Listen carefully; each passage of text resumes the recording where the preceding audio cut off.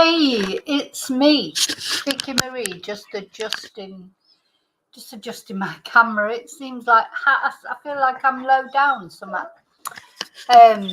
Good morning, good afternoon, or good evening, wherever you are in this crazy world that we're living in. I'm accompanied by Princess Tia today. She's just gone off to get her ball. I'm sure you'll be hearing her later on. Okay, so in this video, we are going to talk about Jack O'Sullivan and this ongoing hell that his family are going through. No sign of Jack. He's been missing for quite a long time, since March, I think it was. And tonight, what we're going to look at are a few videos that his mum has made about his last walk. And I keep wanting to say last walk, and that's wrong. His last known walk. Because we don't know where Jack is. It doesn't, obviously, after all this time, it's, I'm sure Jack's family, they're not daft, they're aware of all the different possibilities, but they still hope. There always has to be hope, because there are, until they know for sure what's happened to Jack, there always has to be hope. So we're going to look at his last known walk. We're also going to look at an interview. Now, it has gained a lot more traction lately, or it feels like that. I don't know. It felt like in the beginning, not much was said about Jack O'Sullivan being missing. It was a bit overshadowed by the Jay Slater case, etc. Now I think it is being or it feels like it is. Maybe it's just because I'm looking at it more, I don't know, but I feel like it, they've been on Crime Watch. I can't show the Crime Watch. I might have a look for it and see if I can just point you in the right direction to watch the Crime Watch episode. I can show you these videos that his mum has put on Facebook, etc., because there's a Facebook page, Find Jack. And thank you to Sonia Poulton, who I contacted today and asked her if it was okay if I used her interview with Jack's mum. And she answered me very quickly and said, yes, get the word out, that's fine. And I just want to say, I have put a thank you in the description as well. But, I really want to say, not only Sonia, but whenever I contact a bigger YouTube channel, I'm just a tiny YouTube, in YouTube terms, I'm just a tiny little channel. And when you contact sort of much bigger channels, ask them if you can use some of their interviews, or if you can quote them on something or whatever. It's so nice when they reply. Don't think they're bigger, like some don't. Some don't ever reply. You contact them, and not only they don't even reply to say, no, you can't use it, like they just don't reply. They probably think you're sort of a bit beneath them. But so it's so lovely when bigger channels like Sonia's do answer and say, yeah, get the word out. That's so. We're going to be looking at, obviously, at the interview at the end. We're going to look at Jack's mum's videos first, and then we're going to look at the interview that she did with Sonia. And then actually at the end of the video, we'll be looking at the other missing persons case, Victoria Taylor, because there's been some sort of developments in that. She hasn't been found, unfortunately. Let me just show her.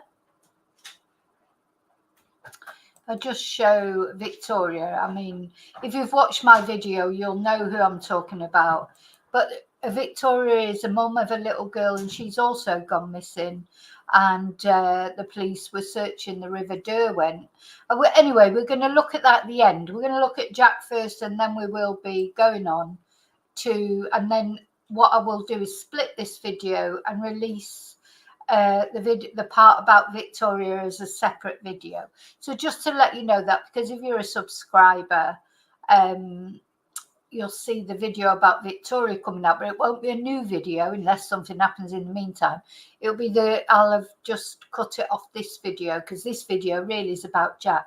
But I want to add on at the end what developments has been about Victoria. So I want to say thank you as well. Thank you to all my subscribers. Thank you to everyone who's liked or shared any of my videos. All these things, especially when they're missing persons, these things are really important, not only for me as a channel, which of course they are, you're supporting my channel, but you know, for these people that have gone missing. And so I also want to say a special thank you to my members, anyone who's bought me a Ko-fi, sent me a super chat, sent me a nice email, left a nice comment. And that just leads me on to something else I want to say before I start, which was a comment that somebody made that I just want to have a look at with you, because I have to point these things out, because you know what? Sometimes I am just absolutely cannot believe the stupidity of people. And this is not, I can't call this person a troll. It's not really trolling. It's just, in my eyes, it's just making, you know, a silly comment that just doesn't make sense. Of course, I probably won't be able to find it now. Let me go onto my YouTube channel. I might not have to show, no, I don't have to show you it's not worth the effort of looking for the comment. I just want to say, yeah, so somebody put on a comment under the last video that I did talking about Victoria Taylor. Oh, how sad, you know, all the sad ghouls come out when someone goes missing, blah, de, blah, de, blah, de, blah. And you just, so I did answer it, and I said, how are missing people supposed to get found if people don't spread the word? You know, most people whose loved ones are missing, yeah, I can find it actually. I've got it here. Let's have a look, because I do actually want to show who this person is, because this person, they've come on a public site, made a comment. So, you know, let's see who they are. Beck9255. Oh, look, another missing woman, and all the tragedy ghouls come out in force. Sad. So, do you know, Beck, that most missing persons cases are solved by the public and by people spreading information? How are people supposed to get found? So anyway, I made a reply and I said, how are missing people going to be found if no publicity? If our loved one was missing, we would want all the publicity we could get, as long as it was respectful. And then somebody else went on and said, always the best way to find someone, eh? Don't talk about it and don't look for them. I mean, I'm sorry, Beck. You know, I don't know who you are. Let's have a look at your channel. No, you haven't got any videos. You've got a picture of David Bowie. So I don't even know if you're a real person. You're obviously a real person, but I don't, you know, you're not a genuine account. What is wrong with you? So if your loved one was missing, are you saying then, if your loved one was missing, you wouldn't want any appeal or anybody to talk about it? As I say, you do know that the public normally solve missing persons cases. Either dog walkers find remains, or people see something. You know, not everyone turns up deceased who goes missing, but normally it's information from the public given to the police that finds missing persons and puts families out of their misery. I mean, you know, it's not rocket science, Beck. So I just wanted to say that, because it just makes me annoyed when people say stupid things like that. And, you know, we know that the families of missing people are normally crying out for attention. Share these missing posters, share this information. Has anyone seen anything? And the police as well. You know, so what are you talking about? Anyway, I'm just going to say hello to people now before I get on with it. You know, I like to get on my soapbox every now and again. Hi, David. Hi, oh, hell's bells. Helen. Crime Watch 9:30 a.m. this Monday coming. Crime Watch at 9:30 a.m. Actually, hi Daniel. Let's have a look at when is crime. See, I don't watch Crime Watch anymore. I used to watch it all the time. You know, most TV programs now, they've had it, haven't they? Really, TV's on its way out at the end of the day. But yeah, I don't know when it's on. I don't know when the program's on. Maybe it'll say it on the Find Jack website. Let's have a look at that, actually.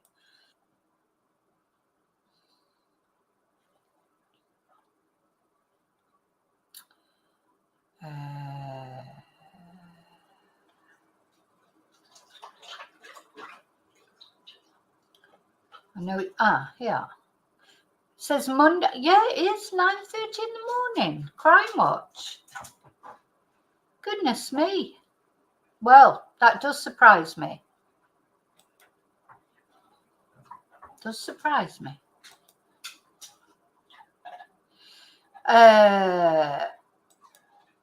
It's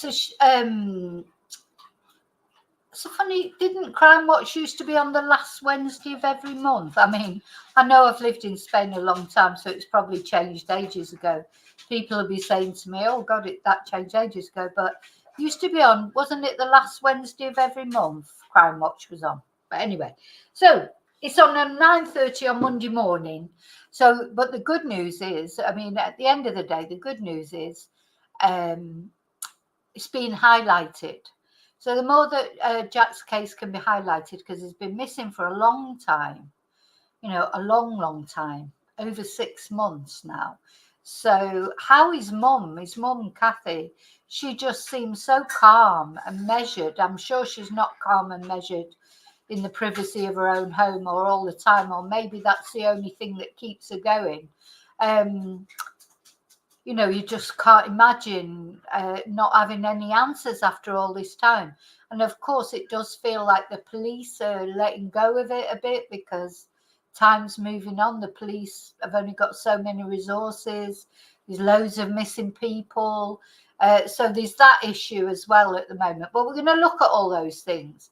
But the first thing we're going to look at are the videos that Jack's mum has put out on Facebook. There are 3 parts. I've put them all together, the first 3 parts, but there's more parts to come out apparently. But they wanted to put them out bit by bit, which I suppose makes it easier for people to watch. Okay, so let's have a look. Oh, let's find this video.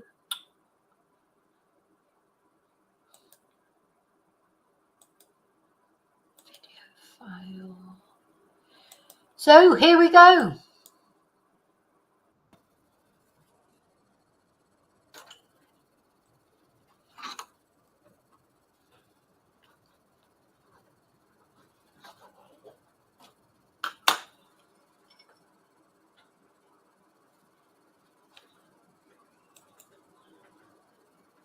And then he's carried on, but then cut through these pillars, and then he's walked possibly through this car park or possibly on the road, and he's picked up again. So I just want to remind people where this is. So this is in Bristol, which is sort of in the south of England. And Jack went to a party. We'll hear more about the party later, about what might have happened there. And he left this party in the early hours of the morning. It was a midweek day. It wasn't a weekend either. He left the party very quickly. You know, something that I've thought of as I was watching these videos that occurred to me is, why did Jack not ring a taxi from outside the property? You know, he apparently came out of the party, tried to flag down a taxi, but it was occupied. Why did he not ring a taxi while he was there, or just wait at, you know, just try and ring one and get one to come? You know, they come pretty quickly normally, don't they, especially in city centres. So why did he set off walking? You know, and I think this also, watching what I've watched today, Jack's mum, Christine, trying to figure out which way he might have gone, did remind me of the Jay Slater case. I don't think you can ever put yourself in the head of a young person, boy or girl, man or woman, who has been drinking and who knows what else. I don't know whether Jack took any substances or not, whether he was that sort of person or not, or whether, maybe his mum would say no, he wouldn't. But, I know from experience, you don't always know what your young son or daughter is doing or taking. You think you know, but you don't always know. And, had he was definitely had been drinking, so he was definitely drunk. So what I'm trying to say is, can you think about when you were young and the daft things that you did? When you look back, you think you were lucky to be alive. I've got a million experiences where I tried to walk home or got in someone's car or did ridiculous things that now, if I thought my daughter was doing it or my son was doing it, I'd be absolutely mortified. But I did it. Because young people do daft things, especially when they've been drinking. And I think it's very hard to put yourself in their heads, because you're thinking as an older person, and not only that, you're thinking with a reasonable mind. You're not drunk as you're thinking it. You're not drunk. You've not been taking substances. You're trying to think about it in a rational way. But at that time, when some young person has been to a party and took and drank whatever, they're not being rational. So it's very difficult, isn't it, to work, even if you know them and love them. And we can see that Jack and his mum had a brilliant relationship. He had been in touch with her, he had been messaging her many times. She would have gone to get him. He's at that stage where I'm sure if he would have just texted her and said, oh, please come and get me because I can't get a taxi or whatever, she would have gone and got him. But he's probably type of kid, he didn't want to, I say kid, he's a man, obviously, didn't want to bother her, didn't want to upset her. But of course, she would have been glad, as I always was when my son was doing these kind of things, going out into town and that. You'd be glad to go and get them because at least you knew they were safe. And on the Create Centre building, on the corner over there, there's a camera. This is where there's a stationary car after Jack has left this area. But again, it just stops in the middle of the road over there. So this is about 10 or 15 minutes after Jack is seen. Was that, because by then he could have easily been picked up over there and brought back around here. But anyway, that's never been seen.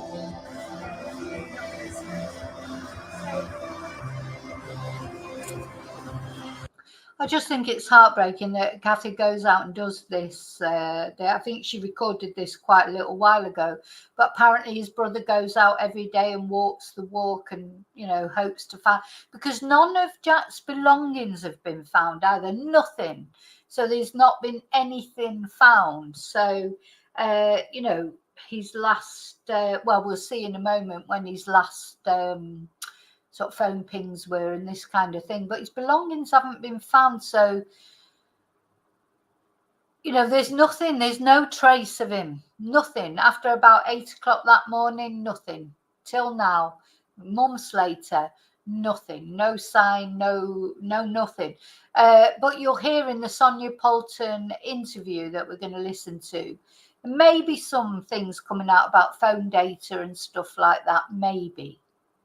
There's a camera which is on the corner of that building, so below the sort of red brick. It's really hard to see, it's within the trees, and that's what's picked him up going round this corner. It's literally just shown, a really small section. What we can only assume is that he carried on through here.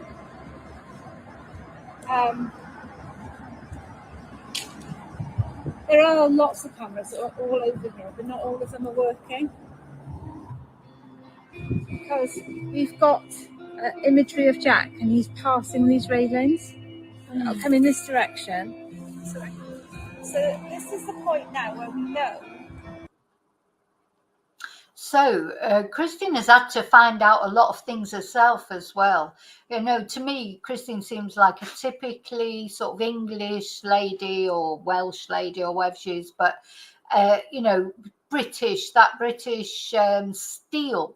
She's a nice lady, but she will, this is her son. She ain't going to let this go. And she's a bit she's the sort of woman, she says in the Sonia Poulton interview, she's been brought up like a lot of us have, to respect the police, to leave things to the police and, blah, de, blah, de, blah. But of course, she's found out that there were things done wrong in the beginning of this inquiry. There was CCTV that she's found that the police didn't find. There were mistakes made. The police have automatically just thought, well, this is a young boy or a young man, been to a party, got drunk, he's in the river somewhere. And he may well be.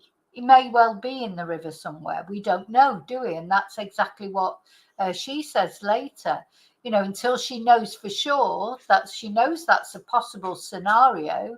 But until she knows for sure, she's going to think maybe he isn't. That's, as a mother or a parent or a family member, you're going to try and think positive until you're shown that it's wrong, that until she actually finds out what's happened to Jack, she's not going to give up hope. And she shouldn't. She shouldn't give up hope, should she? So, but it has given her this reservation about the police now, because the police have been they've made mistakes, and she doesn't feel like they've tried hard enough. So she's actually had to do quite a lot of detective work herself. That he's here somewhere, but we don't see him again for about 8 minutes. So we don't believe he's gone down there, because there is a camera at the end of there, and that doesn't pick up anything. But I haven't been able to physically view it myself. So obviously for me there's a doubt, because so much has been missed that unless I can see it from my own eyes, and now that's not retained, so I haven't got any option of going back to it.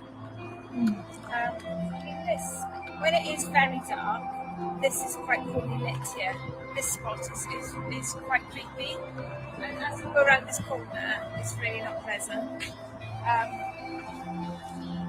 And for a long while, because we had no further sighting, we didn't. I never felt this was a possibility. So you've got to get over this. You wouldn't naturally just fall over here. But it's very dark. When it is dark, it is pitch black. There's nothing under here. When we come down here at 1 in the morning, we just brought torches and things, or phones with us. And then now, of course, Catherine's doing this in the daytime, or it looks like the sort of twilight time.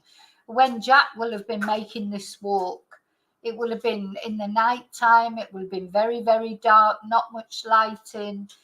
I've got to be honest, we're going to look at a couple of videos about this scenario. It's horrible. It's not a very nice area. I suppose most city centre areas in Britain aren't very nice. It definitely doesn't look very nice. But as I say, when I'm looking at it now, it's like, oh, I can't believe, we walked through all that and everything, and it looks scary, it looks spooky.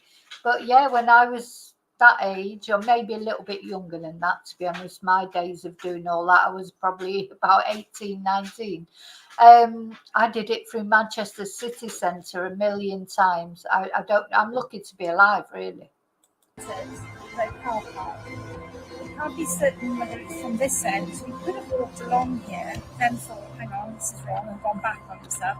Hence the time, because obviously there was this lapse of time. And I don't believe that he was just sitting still for that time. I think he was on the move, looking for a route out. Be over there, and over there. So yeah, part of that walk along the river, there was railings or a fence, so she felt like he couldn't, he would have had to jump over it and deliberately go to the riverbank. But this bit that she's come to now is open. But what I think because he was seen after this, so what Catherine's trying to say here is, he was fine up to this point. This is a dangerous point. So what happened to him later? Why didn't any harm come to him? If he was so bad, if you like, so drunk, so this, that, and the other, why did no harm come to him in these dangerous parts? You could, there are so many potential issues. He's evaded all of this. So for this, chap who'd been to a party that didn't know where he was, that was, drunk and, in the vicinity of water, well, he sailed through this lot. He's now crossed over from Hotwells over the wooden bridge by the pump house. He's come down the side of where the lock side is, that restaurant, the fish shop. Where if he hadn't chosen to be on the pavement side, he could have been on the lock side of that. But he's kind of evaded a lot of potential issue. So for me, I'm thinking, well, he's cleared this, he's cleared that. He's all the time he seems to be getting himself out of scrapes rather than more into it. And then to put himself up on that bridge, for the end point, as the police is thinking, is that he's obviously, ended up in the water.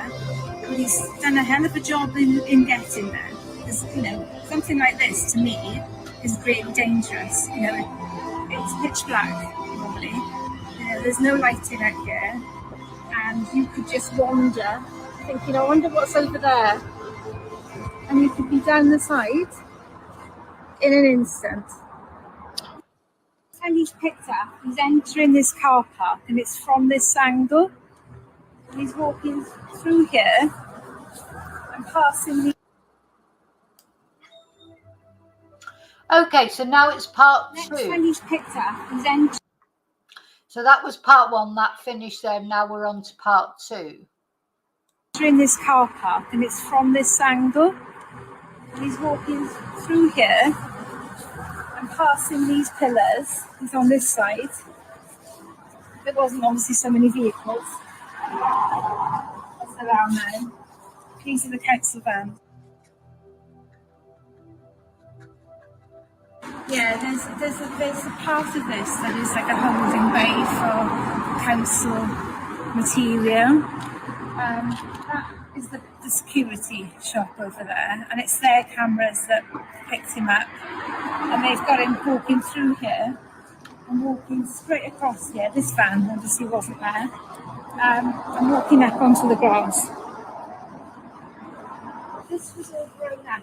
This was much more of a flower bed, so that's why I could always work out my angle, because I can see him and he's walking, and he's not walked through the flower bed. He's gone this side of it, and then he's kind of walked into the middle, and then obviously no more footage. We didn't see anything after that because that's the angle just about cuts out. But in my mind, you see, down there is a very unsavoury area. Yeah, you need to see it to kind of appreciate kind of almost the awesomeness of it.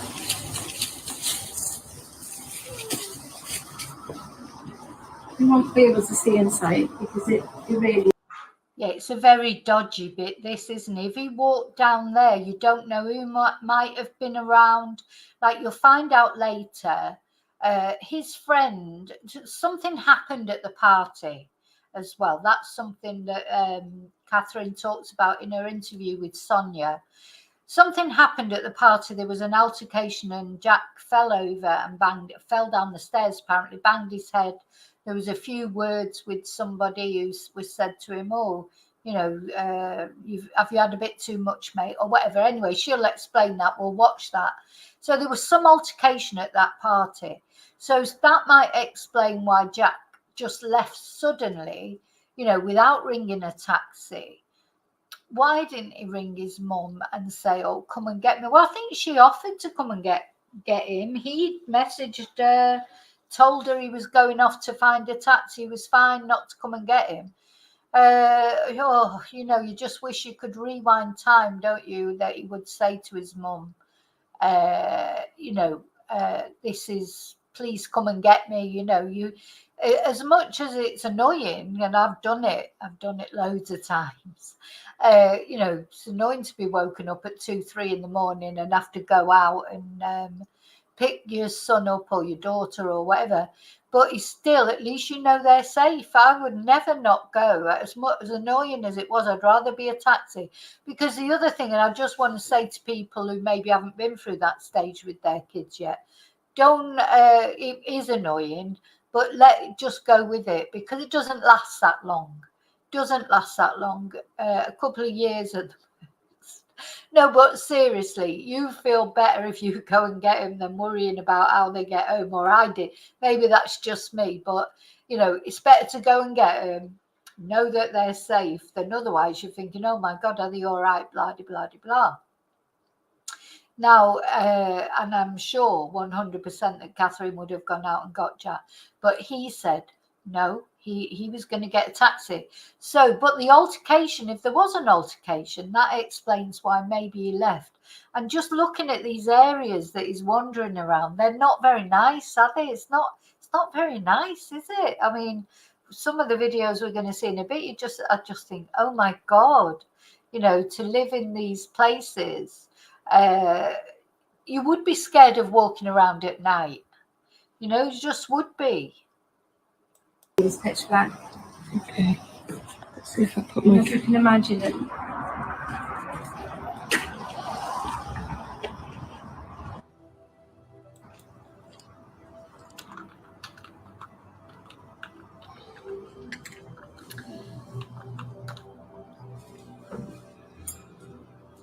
So yeah, this is horrible, isn't it? But obviously people sit in there and drink maybe sometimes, young people, they don't care what a place looks like. Maybe they go in there, drink beer, I don't know, smoke a spliff, take a few substances. So it's possible that some harm might have come to Jack in that way. But of course, he hasn't been found, so he wasn't killed there or anything. Maybe he was kidnapped. I expect Catherine would love to think that he'd been kidnapped, rather than the alternative that something more sinister has happened to him. Because if he was taken out of Bristol, he could still be alive somewhere. There's always a chance that he could be still alive somewhere, and we'll see that again in the Sonia interview. Catherine and all his family, they're going to hold on to hope for as long as they can, till anybody tells them anything different. As far as they're concerned, their son is coming home sometime, until it's proven otherwise.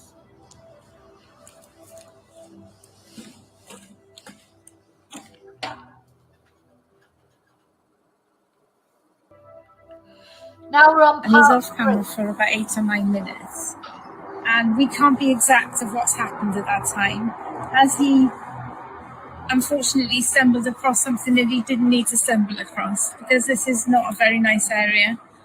And he must have just thought, so how the hell am I going to get out of here? I mean, Jack is liable to have climbed over the fence because he's, fit and able. He would have given it a go. But, we don't know. So when we've stood here ourselves and just, for me especially, I put myself there all the time. What do I genuinely think Jack would have done? Which direction do I think he would have taken? I never, ever once considered that he was heading back into Hotwells. I can't. Because he left Hotwells. I mean, I don't know this area of Bristol, but that's where the party was, in Hotwells. And then it seems like he went back there because that's where his phone last pinged, in Hotwells area. So did he go back there? Now, I appreciate what Catherine, she's trying to put, as I say, put herself in Jack's head. I think it's difficult to put yourself in his head, because you're not there at the time. You're not his age. You've not been drinking like he has. who knows what was going through his head. But maybe he did think, oh, I'm going to go back and try and ring a taxi from there, because he's to me it feels like he's gone out. He's tried to find his way around. He's got lost maybe, and he's just thought, in his drunken stupor, like you do, oh, I'll just find my way back to where I started from. Or maybe it wasn't him at all. Maybe somebody did steal his phone. Maybe somebody did do something to him. Because the other thing that happened, which we'll hear in the interview from Sonia as well, is his friend phoned it. Well, he tried to phone his friend, and his friend didn't pick up, didn't hear the phone. A female friend. That's the first time. So there's another video we're going to watch that takes Jack's last walk, and it tells us this. So he tried to phone a friend that was at the party, a female friend. She didn't pick up that first time. She then tried to ring him back, and that's when she apparently rang him back. He or somebody said hello, and then the phone cut off. This is strange, isn't it? So the phone cut off. Now, it could be that the battery went, but actually it can't be that the battery went, because after that, she sent him 2 WhatsApp messages. Those WhatsApp messages were read. When the blue tick comes up and a WhatsApp message has been read. Red, not the colour, but red. But he didn't answer them. So they were read. Those messages were clicked on because the blue tick came up, but he did not answer them. And that, I think, was the very last communication of Jack with anyone. So that's odd, isn't it? So suddenly, his friends tried to ring him. He or somebody else has said hello. Then the phone's cut off. Then the 2 WhatsApp messages they sent were read, were clicked on, but no acknowledgement was made. So what was that about? So it's very strange. But anyway, we just don't know. Catherine, she says that quite often, and we literally do not know, do we? Be 100% sure why I can say that, but it's just my gut feeling was when I stood over there, I believe he would have gone up and tried to join the road above. But, for a long time, we had no evidence to suggest that. And that was just me and my feeling. But then I find him on camera doing that from much later CCTV, is that, he's come up and he's followed this road all the way to the top.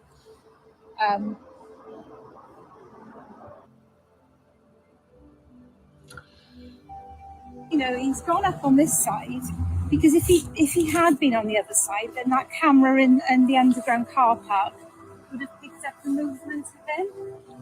And but at this distance, it hadn't picked anything up. But there are some vehicles up and down this road at that time. Not many, but something will have. So this looks like sort of twilight time when she's making this walk. Now, of course, when Jack was walking there, it was middle of the, early hours of the morning. There won't have been loads of cars there. But there were some. And there was a car seen parked up near him. That's another thing. They've never come forward to say who they are. Was that something to do with it? But in the city centre, in the early hours of the morning, there's not going to be loads of cars, but there's going to be some cars. So you think somebody would I would notice if I was driving around in the early hours of the morning, you see a young lad staggering from, because he was walking as if he was drunk, or it looked like that anyway. You would notice, wouldn't you? Because there wouldn't be many people out and about. You wouldn't notice if you were out there when there was loads of people, you probably wouldn't notice people walking around. Drunk or not, but if in the early hours of the morning you were driving through a city centre, I think you would notice. But anyway, this is the whole point of this, just trying to distribute this information as far and wide as possible. There may be somebody who hasn't seen anything yet, who, you know what, you never know, it could be someone just watching this video and they think, Oh God, yeah, I was there that morning. Oh, I hadn't heard about this case.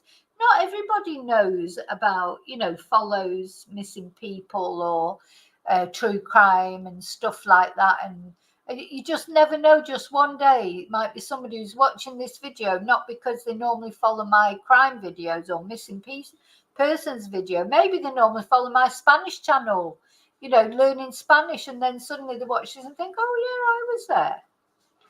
You know what? You've got, if you haven't got hope, you haven't got anything. So hope is important. Gone past.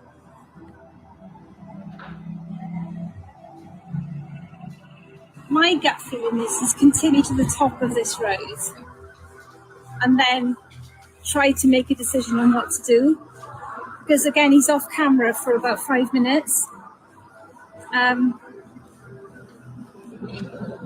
then when you do get to the top, obviously the traffic is constant. But there is a stop over there with the lights. And the lights were in action because I can see that on the CCTV. So again, I'm thinking people must have been stopped at those lights at some point. Did anybody who was stopped see something? So now we know he's got to about here. And it's like, again, what's happened next? Because he's off camera and then he re-emerges at the other, so whether he's gone back on himself and then come up that side, there's no hope of anything stopping. And if you did locate an Uber, where on earth would you put a location at? Because there's no natural stop here.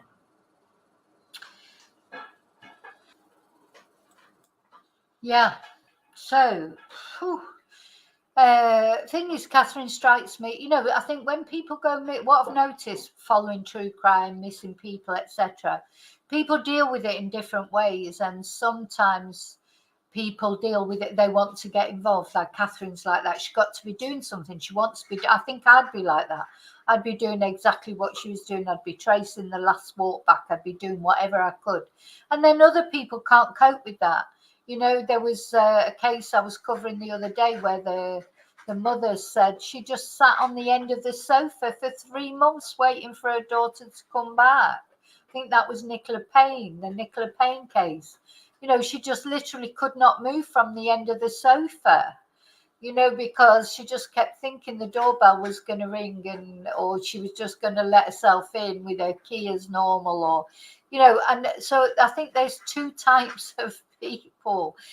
Some people deal with it with just their almost like rigid, like can't move out of it. And then there's people like Catherine who that she's getting involved and she's going searching and stuff. And so we always, depending on what sort of person we are, we always make judgments, well, I don't, but some people make judgments, don't they, on what some families or some family members or partners or whatever will go searching for their loved one or their child or whatever, and others don't, because they're almost, what's the word that I'm looking for? They're almost stupefied with the trauma of this person being missing. They cannot they can't get out there and do constructive things. Other people can. Some people go off, they write a book, they start up a foundation, or everybody deals with things differently, don't they? Anyway, that's it. Catatonic. Like some people are, I don't know. The trouble is, you think you know how you'll be in a situation, but until it happens to you, you don't actually know how you will be. Like I always felt that if I was in a situation where I found danger, like out walking the dogs, for example, I would ring the police. And years ago, I was walking the dogs out in the not the dogs I've got now.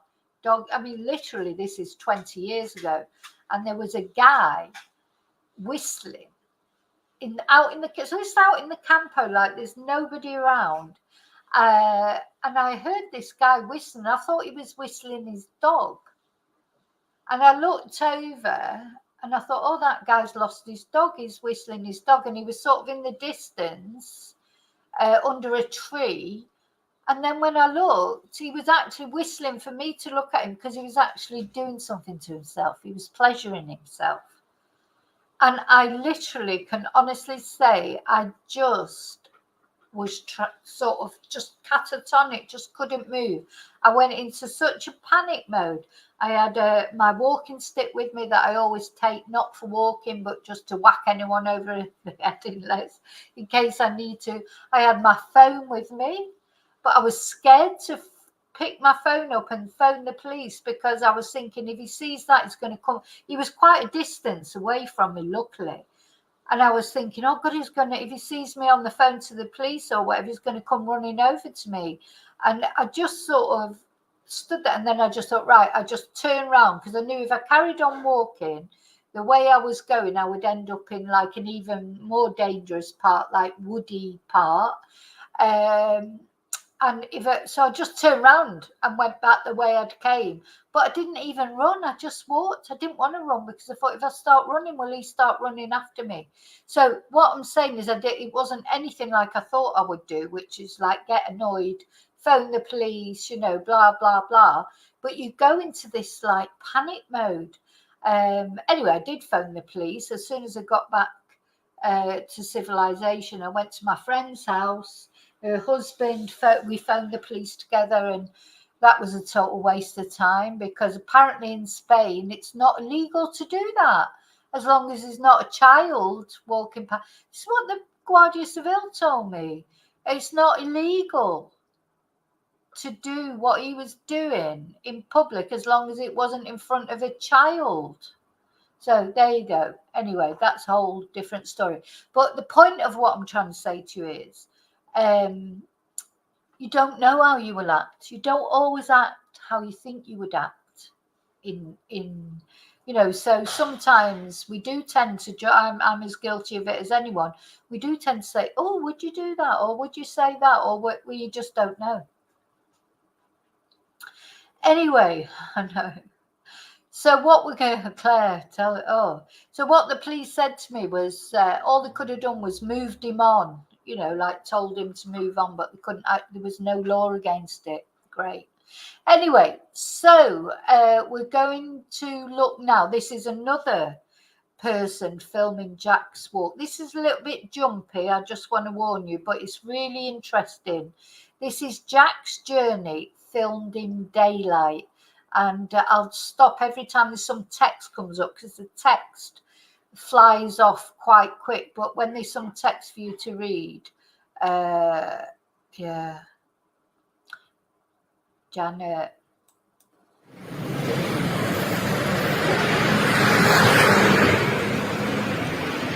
So the text flies past a little bit too quick. Let's have a look. Let's just look at that. He's...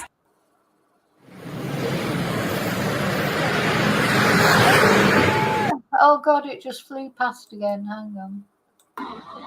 And then he re-emerges at the other, so whether he's gone back on himself and then come out that side.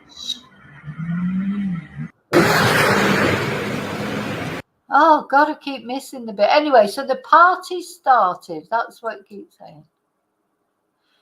On himself and then come out that side. There's no hope of anything stopping. And if you did locate an Uber, where on earth would you put a location at? Because there's no natural stop here.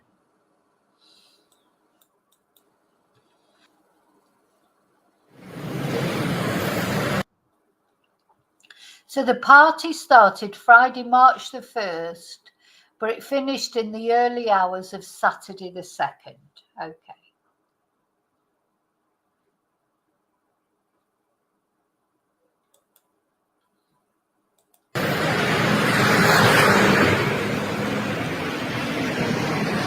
So he came out of the party on Hotwell Road and he tried to get in a taxi, but the taxi was occupied.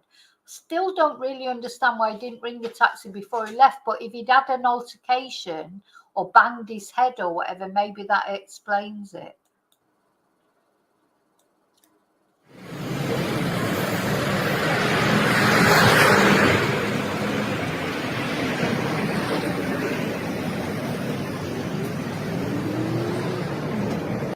So he waves it off and he begins his walk towards home.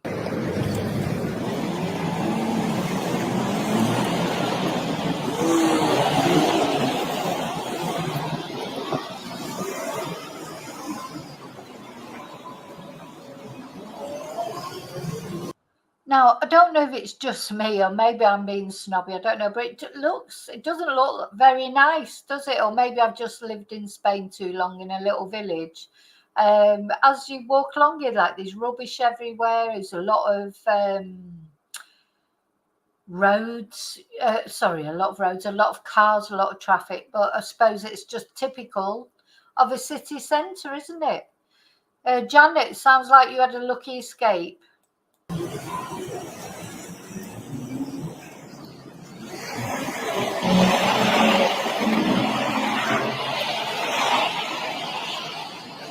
Is this what roads are like? What's all these bins? Honestly, there's just rubbish everywhere, isn't there? How often do the bin men come? I've got this obsession with bins. I'm a binfluencer because I just cannot believe the way it is in the UK why has everybody got a bin, first of all? Like, why don't they just have a bin at the end of the road or a few bins at the end of the road? And why do they not come so often to empty the bins? I just, surely that's not healthy.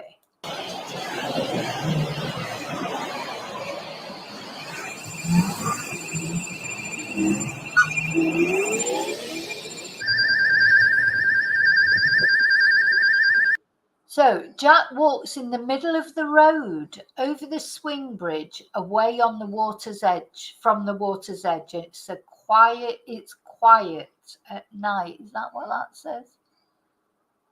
So he walks in the middle of the road over the swing bridge.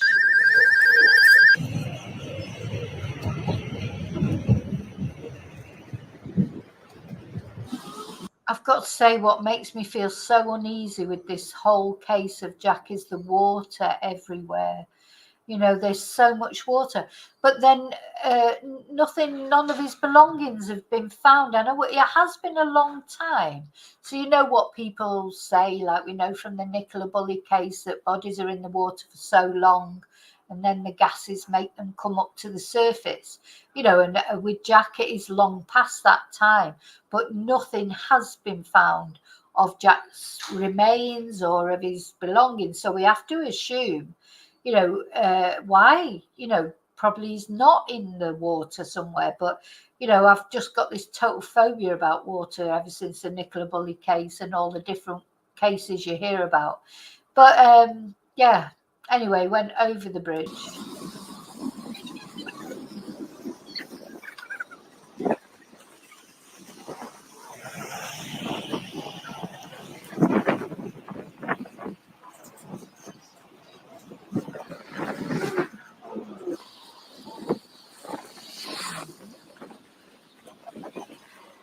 And of course, what we have to remember is it was dark. This is a daytime walk. I'd like to see this same walk done in the same conditions. But anyway, it's still interesting. But of course, it was pitch black. There will have been street lights, but not everywhere.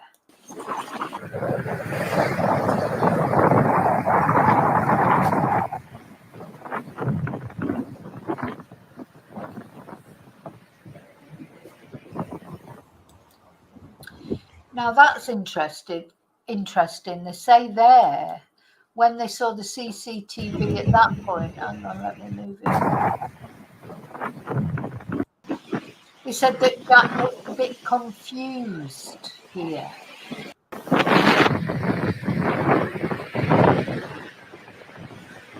I wonder why. Look, maybe he got lost. Trouble is that, if he'd had too much to drink, even though presumably it's an area that he's familiar with, maybe he did get lost.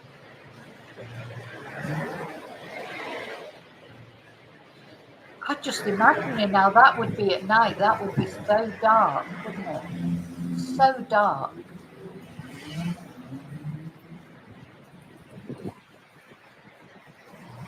you know, his mum keeps going back and his brother to this area. You just thinking, what was he doing there, and what happened, you know, after.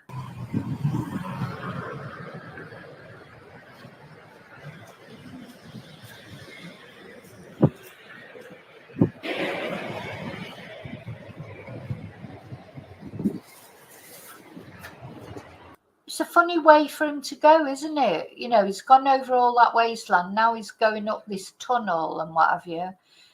I mean, how drunk was he? I don't know if Jack's mum has spoken to the other people at the party. I'm presuming the police have. You know, how drunk was he? You know, maybe Jack wasn't really used to drinking, and so he drank a lot that night, more than he would normally. You know, I don't think you ever know as a parent what your kids get up to. You know, when they're young adults and they go out, you don't know what they get up to. Did your parents know what you got up to when you went out? And you're not going to tell them, are you?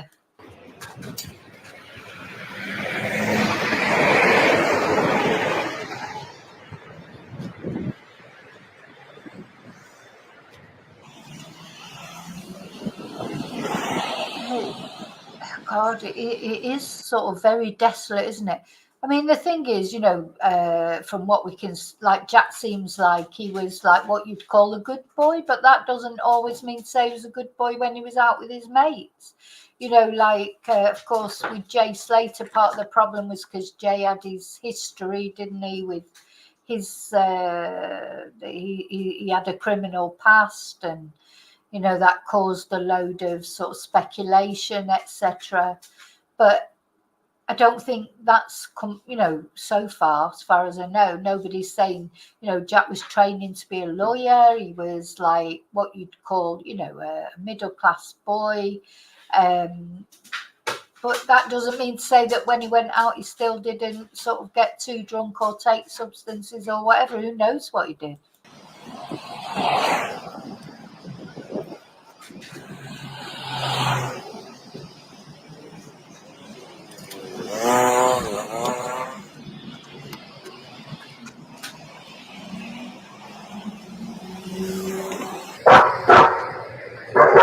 Hey.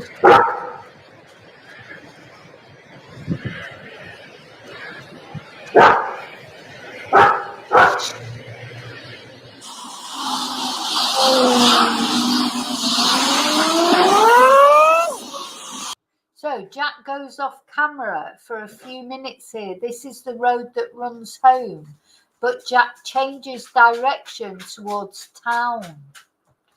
And just want to say thanks for that information, Helen, that I've put up on there. You know, I don't know. So Tidal, who was the young lad who disappeared and he turned up in Amsterdam? Where was that from? That was a case earlier this year, a young lad, or maybe it was last year, a young lad who disappeared, didn't he? Had a car accident and then he disappeared. I don't know really what the full story is of what happened to him. But he turned up in Amsterdam or Holland somewhere because the tide took him out into the sea. Apparently that was a case that Peter Folding got involved with, but he couldn't find him. I'm surprised Peter Folding hasn't got involved with this, because believe me, if he did, you know, good for him. If Peter Folding got involved in it, it would be good, because any help that this family can get. But, you know, well, anyway, let's not talk about him. It's not about him, it's about Jack. But it's interesting, isn't it? The water is tidal. It's the second fastest in the world, and it's in and out two times over 24 hours. That's worrying, isn't it? But surely, even if Jack had fallen in and that had happened to him, wouldn't his clothes have been found or something? I don't know.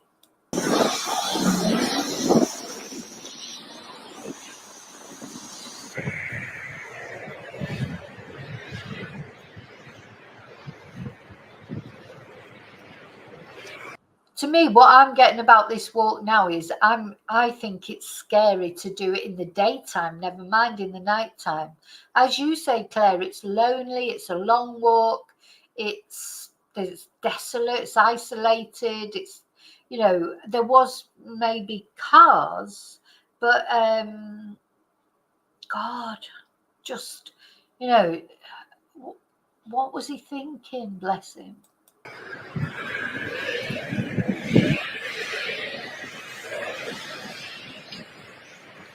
So he reappears on CCTV here.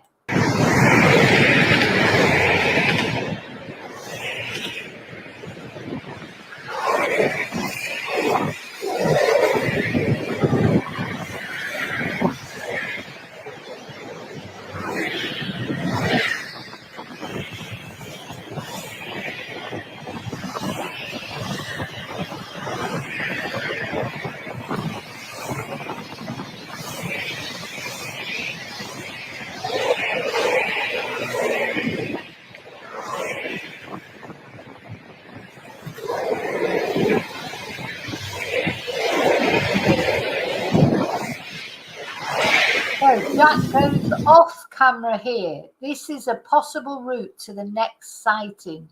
CCTV does not cover the the left-hand side of the road.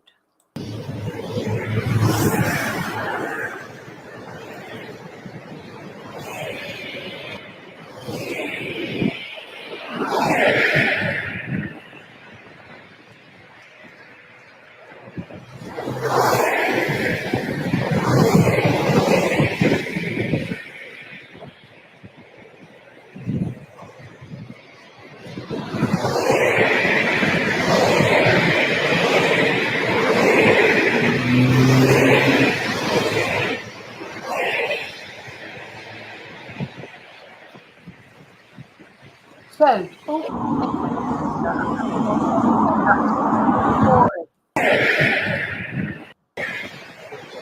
so Jack's friend calls him back. Now, let me just wait till we get to that again. So, Jack makes a call to a friend from the party while he's on this bridge at 3:24, which she doesn't answer.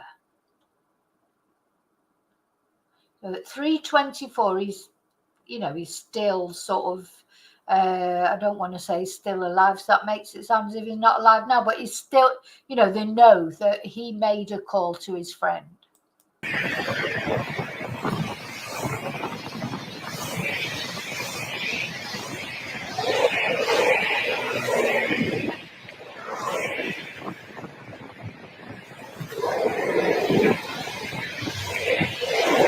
It's good to see all those missing posters around and everything. I hope they're still around. So Jack goes off camera here. This is a possible route to the next sighting. CCTV does not cover the left-hand side of the road.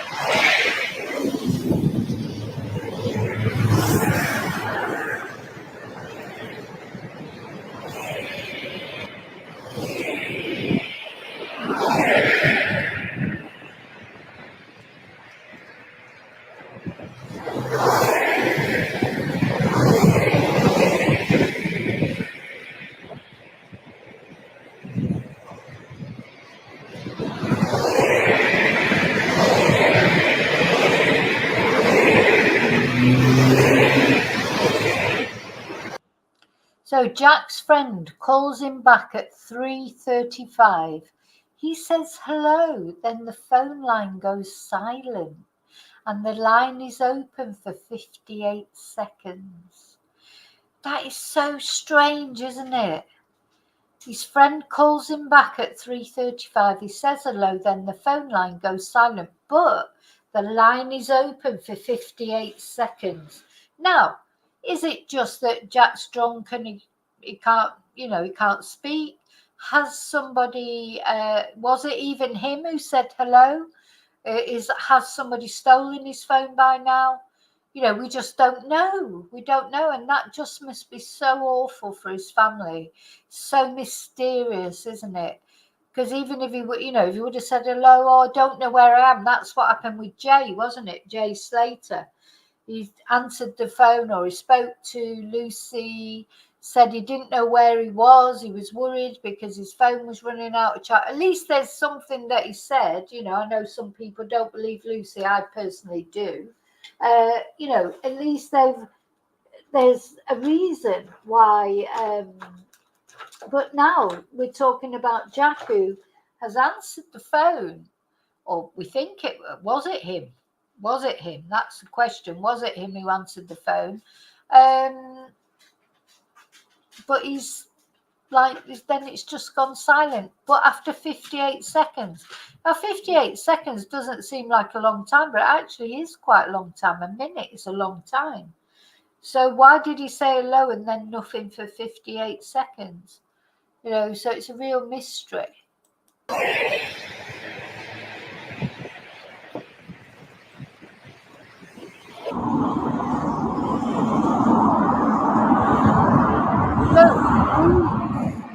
Well, was it him? Oh, God, it goes so quickly. He reads 2 WhatsApp messages. Stop it.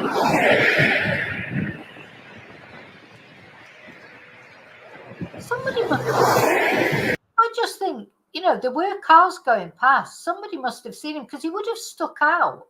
There's not loads of people walking along this road even now in the daytime. So you're telling me that people that drove past didn't notice some lad drunk staggering across?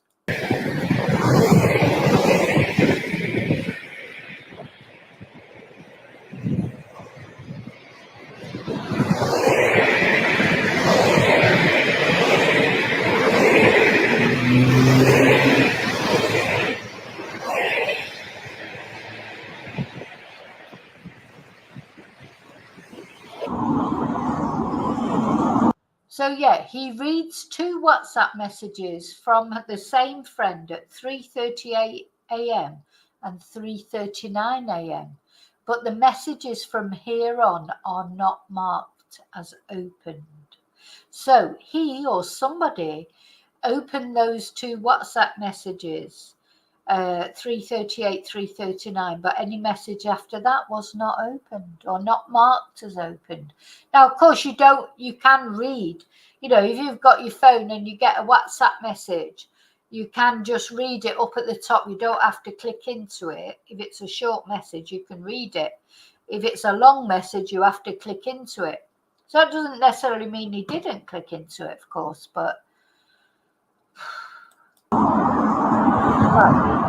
sorry, it means he didn't click into it, but it doesn't mean to say he didn't read it.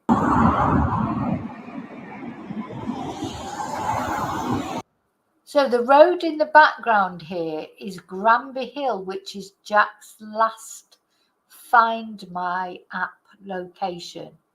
So that's where his phone last pinged. Now, was that him who was there? I mean, it sounds, as much as I've been saying about how the water is worrying, but if he got past the water and got to Granby Hill, the water doesn't seem as likely then, unless someone took his phone to Granby Hill. Was that him? Was that Jack who was at That's the problem with phones, isn't it? Somebody could take my phone, take it off to bloody Timbuktu. Oh, well, Vicki went to Timbuktu. It doesn't mean say I went to Timbuktu. It means my phone went to Timbuktu. So we don't know if actually Jack went to Granby Hill or whether it was just his phone.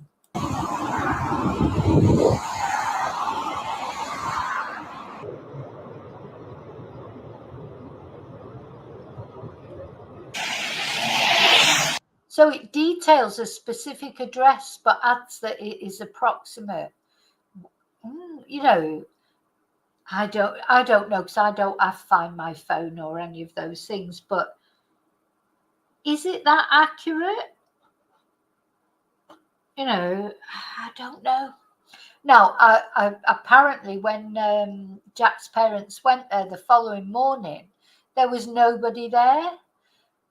The police must have been to that address, surely. They must have been to that address if anyone's living there, spoke to the people that were there Was it someone who stole Jack's phone and went to that address? Or was it just that Jack was in that area? Or was it not even Jack who was in the area? Well, that's interesting. See that scooter there? Oh, God, they're a bloody pain in the bum, those scooters. Why didn't Jack get on one of them, though? I suppose Jack could have got, if they would have seen one of these scooters. We have these here in Spain. There's loads of them. They're a death trap, I think. Tell you what, any of you who use them, or if your family use them, just here in Spain, when I'm taking the dogs for a walk in the morning, you can't, when the sun's sort of low in the sky, you can't see a thing, honestly. He's like, well, you can see a car, but these scooters, honestly, these kids who ride these scooters, and to be honest, not only kids, adults do it as well, you know, all ages. You're taking your life in your hands. Don't think people can see you, especially not here in Spain when the sun's low. You can't see people on these scooters. I think they're an absolute death trap, to be honest. But I know they're popular. They're really popular in Spain because the bus service isn't brilliant in Spain. So a lot of people use these electric scooters to get around. I'm just seeing that there. Why did Jack not get one of them? Do you use them in the UK? I mean, I don't know if they're used they're massively used here in Spain. Massively. You see dead ones we call them the dead scooters. You know, they're all over, you know, just left at places or whatever. But you tell me, do people use them a lot in the UK? Are you allowed to use them? And there's strict laws here in Spain. You know, you've got to wear a helmet. Obviously, you've got to have lights on them. But I've seen people riding them that haven't had any lights on them. Anyway, yeah, let me know, you in the UK or any other in other countries, if you're in Australia, America, or anywhere else in Europe. Do you use them? Does your country use them? They're a big thing in Spain. Just notice that. I've not noticed that before. Yeah, I'm just thinking, why couldn't Jack have got one of those? If he saw a scooter, couldn't he have done that?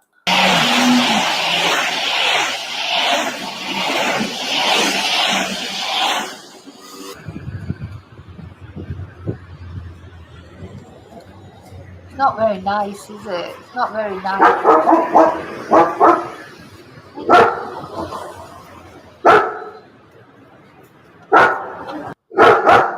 I know a lot of people like this urban graffiti and that. For me, no, I don't like it. I think it's ugly. Sorry, I do.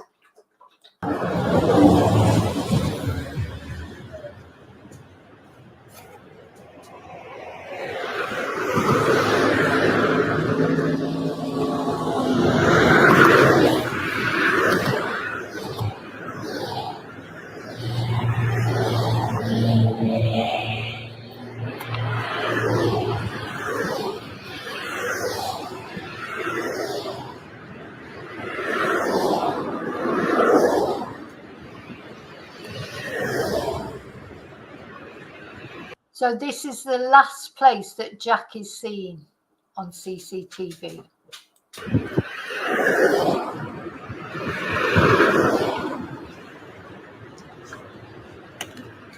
I mean, it's a funny place to walk along, isn't it? It's not a pavement, really, is it? Why was he walking along there, bless him? Oh, God. Why do people litter as well? I'm getting really annoyed now. I'm going to start ranting about litter and graffiti. Why do people ruin the places that they live? Why don't they want where they live to be beautiful?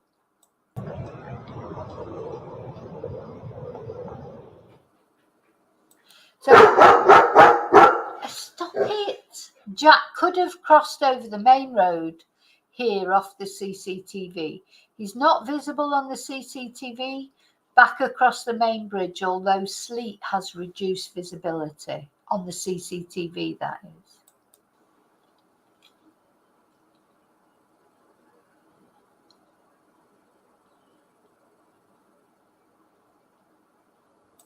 He could also have headed back to the party on Hotwell Road or turn left up the hill before the party to Granbury Hill. Jack's brother lives in Clifton. He could have taken some steps back down where he's just been to the footbridge under the main bridge towards home. If only you would have.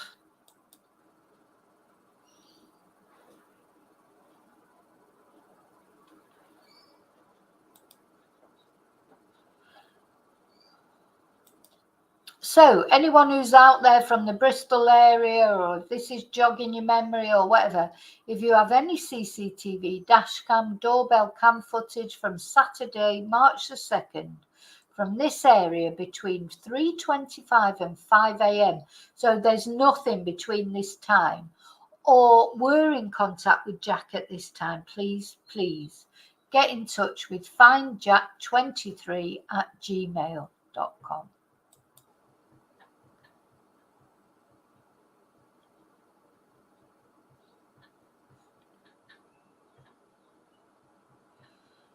Yes, now there's a £20,000 reward for key information on the disappearance of Jack. And this has been raised by the GoFundMe, and Catherine's going to talk about that in the Sonia Poulton interview. But in a minute, I might show you the GoFundMe. In fact, I think I'll show it on the end of this interview. Here's something. Okay, so we're going to watch the Sonia Poulton interview now. For those of you who are late coming in, I just want to remind you, I got in touch with Sonia, asked if I could use this interview. She very kindly, very nicely and very promptly replied to me and said, yes, the more, the more we can spread the information about, the better.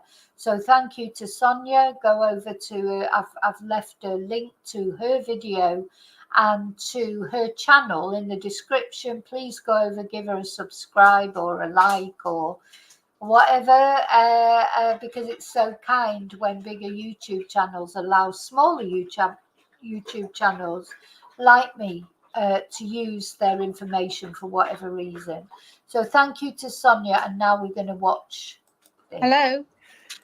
Catherine, we've got you. Thank goodness for that. Honestly, like our chat was having an absolute meltdown because there's so much support for you here already. Huge amount of support, everybody. This is Catherine O'Sullivan, and poor Catherine is enduring a nightmare that nobody should endure. She is, of course, the mum of missing Jack O'Sullivan. As I say, the last we heard of dear Jack was in March of this year. Your son has dreams of becoming a lawyer, Catherine, went missing after a house party in Bristol earlier this year. Can you tell us what you know? Well, what we know is that Jack went out that evening, just for not even for a late night, when he actually decided to go, just to meet some friends that were relatively new friends to him. And it was he went to a pub first, went to somebody's house for a birthday party, left that house at 2:53 in the morning, and started to make his way home, we believe, because we see him stopping a taxi, which was already booked. And the last sighting we have of Jack is at 3:39 in the morning. And nobody has seen him since or heard from him since, or we have found any of his belongings. And it's as if he's just literally vanished.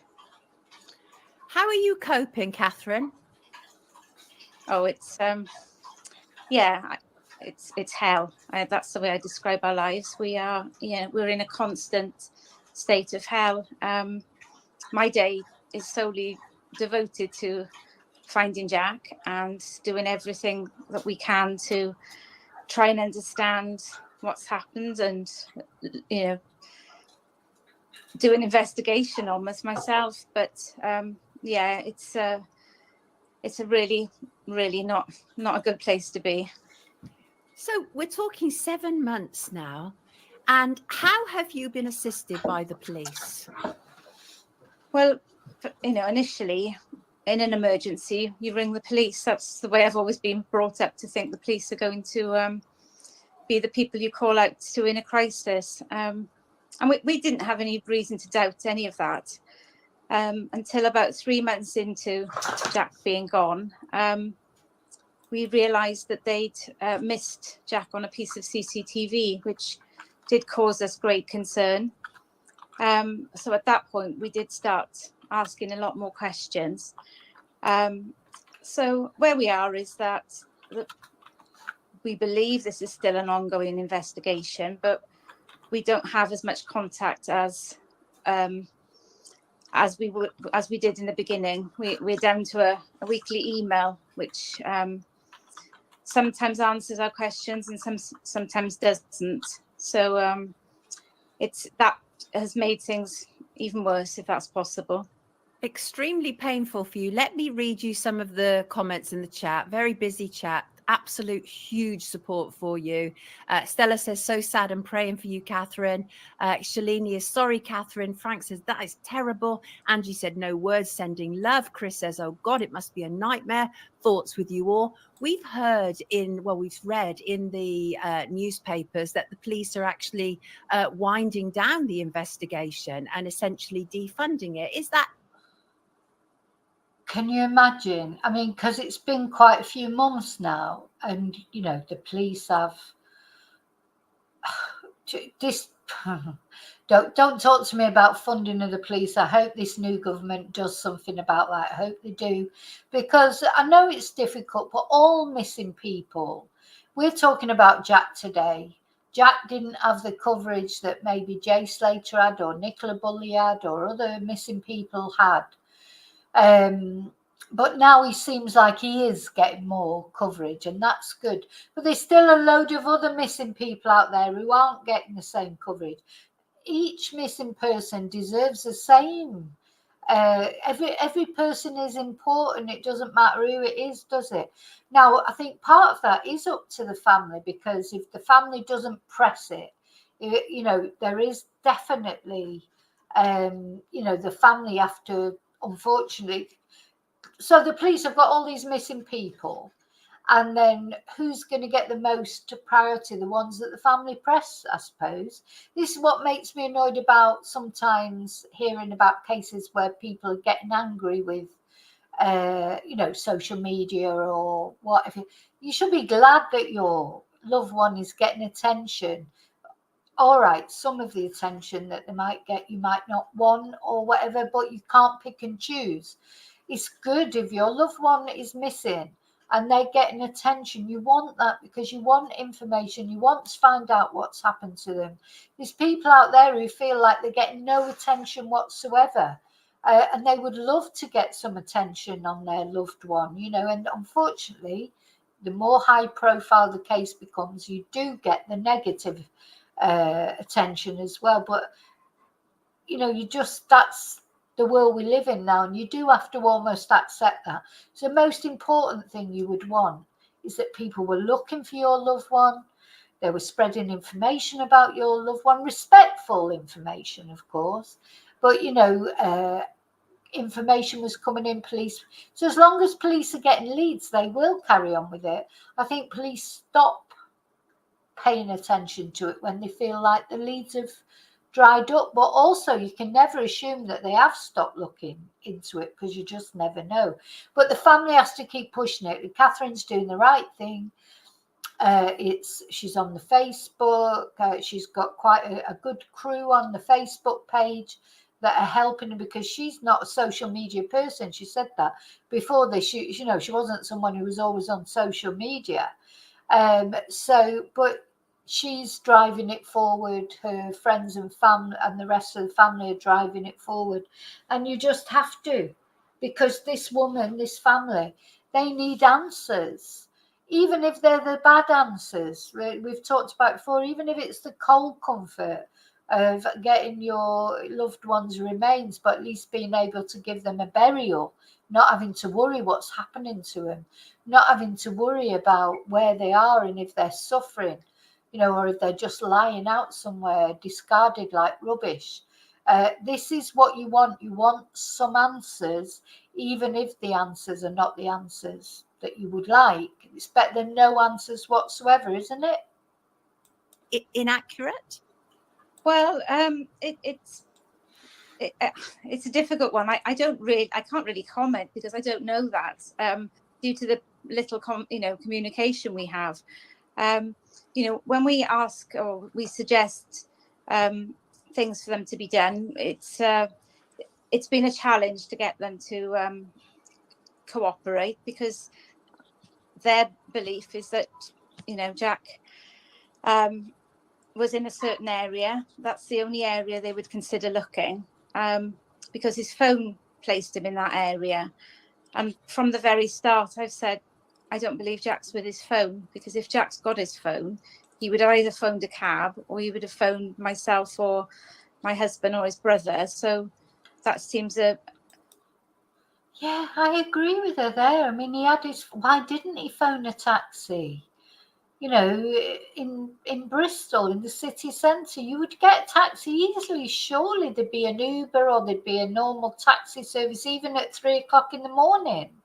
It wasn't like a bank holiday. It was just a normal, or he would have rung his mum, or he would have rung his brother, like she says, or somebody that he knew. It does make you wonder, it was Jack's phone taken off him. He had a good phone. It was an iPhone, did somebody take that phone off Jack? a ridiculous strategy to base all your search in the same place. So that's why we've had to take matters into our own hands on occasions. How painful for you? So my understanding is that the last sort of ping or whatever of Jack's phone was about 6:45 in the morning, where it's still active on Find My Friends. But there's also footage which potentially is Jack at 3:38 a.m. Do you think that's him? Oh, I'm 100% certain it's Jack, yes. Some people are talking about him falling in water. What do you think the likelihood of that is? Well, what I would say is, unfortunately, anything is possible. We haven't shied away from any of the scenarios because we simply don't know. He's in what the statistics say, close proximity to water, on a boy on a night out who's potentially had a drink will end up in the water. So I do understand what the statistics tell people, but nevertheless, we don't have any evidence to prove that. And and it's right. I mean, yes, that's the statistics. You can almost sometimes you think statistics can prove anything or disprove anything depending on which statistics you look at. But yeah, it does happen. Of course it happens.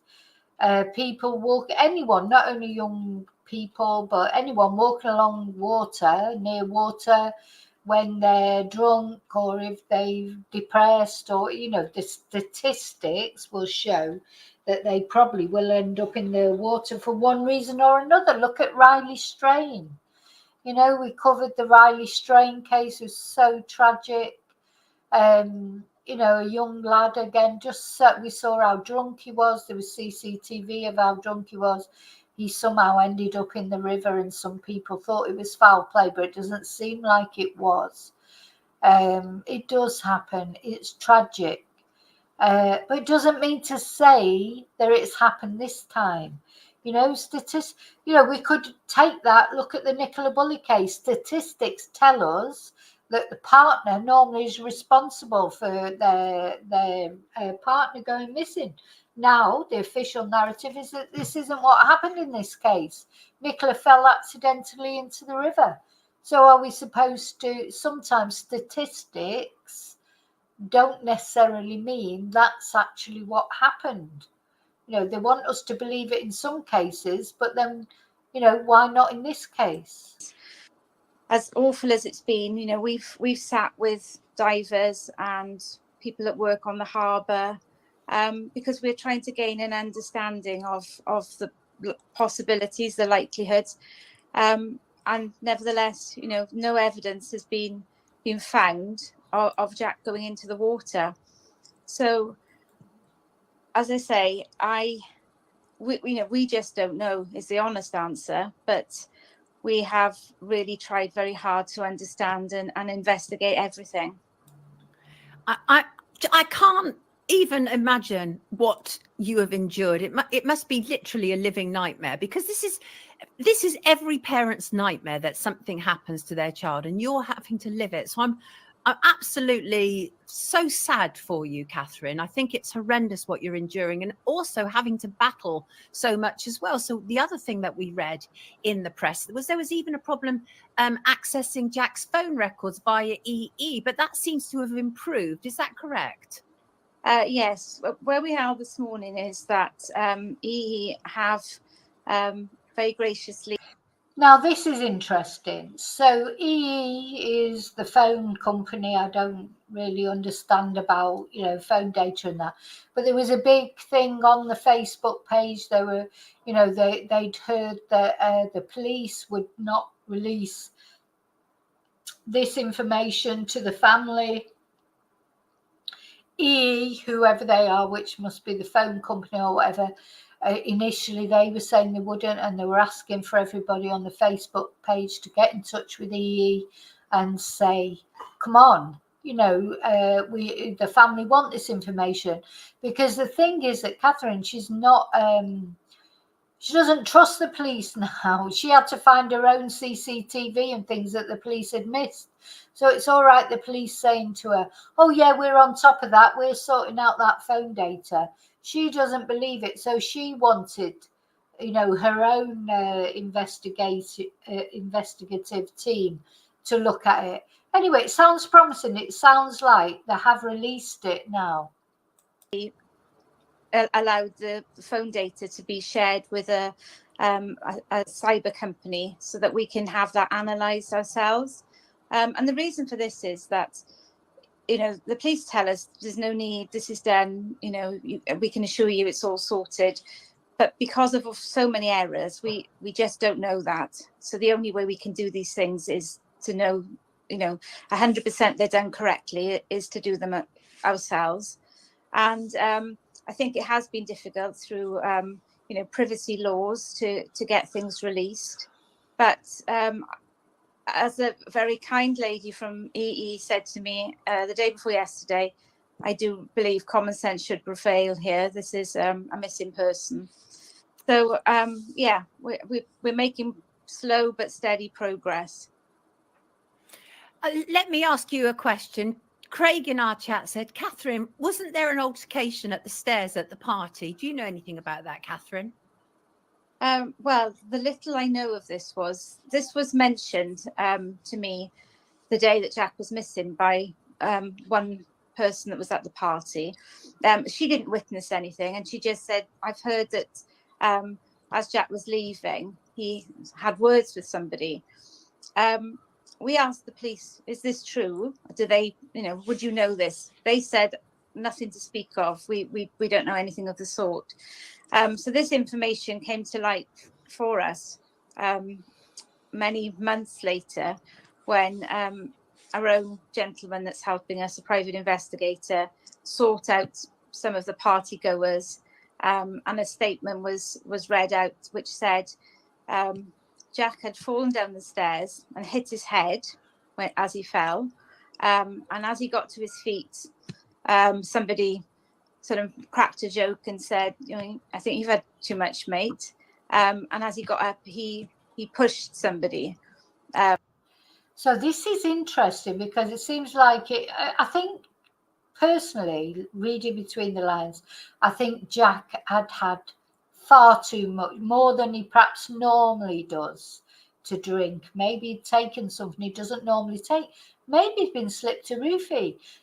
Who knows? But it seems like he was acting out of character. Now, I know she's his mum, and it's hard for as a mum to, like she said, oh, Jack wouldn't normally get aggressive or whatever. And I'm sure he wouldn't in front of his mum. Who knows if he has in other circumstances? We don't know. But could it be that, maybe he was slipped something, maybe he was, because he seems to have been over, these were new friends as well, apparently.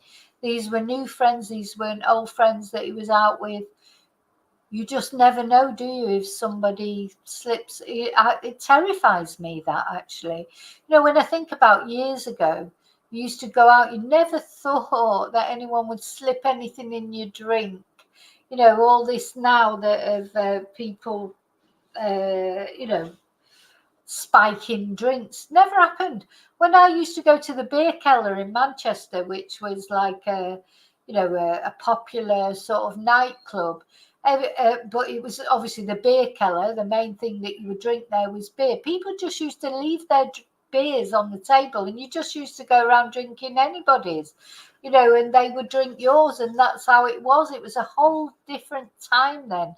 Now people are frightened to death of leaving their drinks for a second, you know, in case somebody spikes it. Or who would do that? You know, what sort of people are there in the world that they're going around spiking people's drinks? Sometimes it's not, you know, sometimes it's for nefarious purposes, in the sense of spiking people's drinks so that they can, you know, take advantage of them. Sometimes people do it for fun. What the hell? What's happened? You know, we went out and we had fun. We didn't want our part of our fun wasn't hurting other people. You know, you didn't go out thinking someone was going to spike your drink or whatever. I mean, people got drunk and they did daft things, but I don't think it was the same like now, where you got like be paranoid. You can't even put your drink down for a minute in case somebody puts something in it. Happens here a lot in the clubs here in Spain. Or you can't call them clubs. They're not clubs, they're discotheques. Clubs are a whole different thing in Spain. But, you know, in the bars, everybody's got to be careful about what they're drinking and leaving the drinks anywhere. Makes me really mad, to be honest. You know, I'm glad I was young years ago. Maybe people will be saying that in years to come. I don't know. Times change, don't they? But at least when I was young and I was doing all the stupid things that I was doing, it wasn't as dangerous as it is now. And also, people weren't taking photos of it. But that's all we have. That's, you know, that's the statement we have. So it's out of character for Jack to be kind of rowdy or disruptive. But, you know, again, I'm not suggesting one thing or the other. We simply don't know is the honest answer. And that is the thing. And until you do know, there is every reason not to give up hope, because you have no definitive answer one way or another. So obviously, and any parent is just going to keep searching. And we had a conversation, didn't we, earlier this week? And I said, the thing that makes me the most mad is how much money we spend on other missing people. And it's no disrespect to the people involved. For example, the Madeleine McCann search, 40 million plus UK taxpayer money for a crime that didn't happen in this country. And yet there's Yeah, now Sonia does a lot with a lot of her videos are about Madeleine McCann. You'll find them interesting. She went there to Pride de Luz. You know, Sonia's been a YouTuber for a long time, at least 10 years. So she's been, you know, and she was a mainstream media reporter, but she found it constrictive. She was, you know, you know, when you on mainstream media, when you try and say what you really think, you don't last long, do you? So that's what happened to Sonia, really. And I like listening to Sonia's videos. As with I don't agree with every single thing she says, just like with any others. This is the other thing that I just want to make a quick comment on. When people sometimes make comments about anything I might say about anyone, I don't agree with everybody about everything, and I don't expect anyone to agree with me about everything. I just say what I think. If I've got an axe to grind with someone, you'll soon know about it. There's one coming up quite soon, but not yet. When I've got an axe to grind and I've got something to say about someone, I will say it. But until then, unless somebody really sort of is horrible to me, or sometimes maybe I won't want to give them any attention, even if they are, because that's what they're looking for. You know, I forgot why I started talking about this now. So just want to say about Sonia, you know, she's got a lot to say about Madeleine McCann and the Madeleine McCann case. And one thing that I really respect her for is she went to the inquest for that poor lady Brenda, who ended up taking her own life because she was, you know, doorstepped by Martin Brunt, you know, called a troll just because she questioned the official narrative of the McCanns, and she couldn't cope with it. And she wasn't even that bad a troll. God, what would they make of trolls today? That woman was just, you know, made an example of because of everyone sticking up for the McCanns, and she took her own life. And Sonia went along to the inquest. I didn't know about it at the time, otherwise I would have gone. Well, say I would. I mean, I'm in a different country, but it was just awful, you know, what they did. Now they don't do that now. You get official narratives now. They can't make you out to be a troll just because you don't agree with what Martin Brunt's saying, or Mark Williams Twonk is saying, or Peter Folding is saying. Can't make you, well, they can try, but nobody will listen because we've got social media now, YouTube, etc., and people will make their own mind up.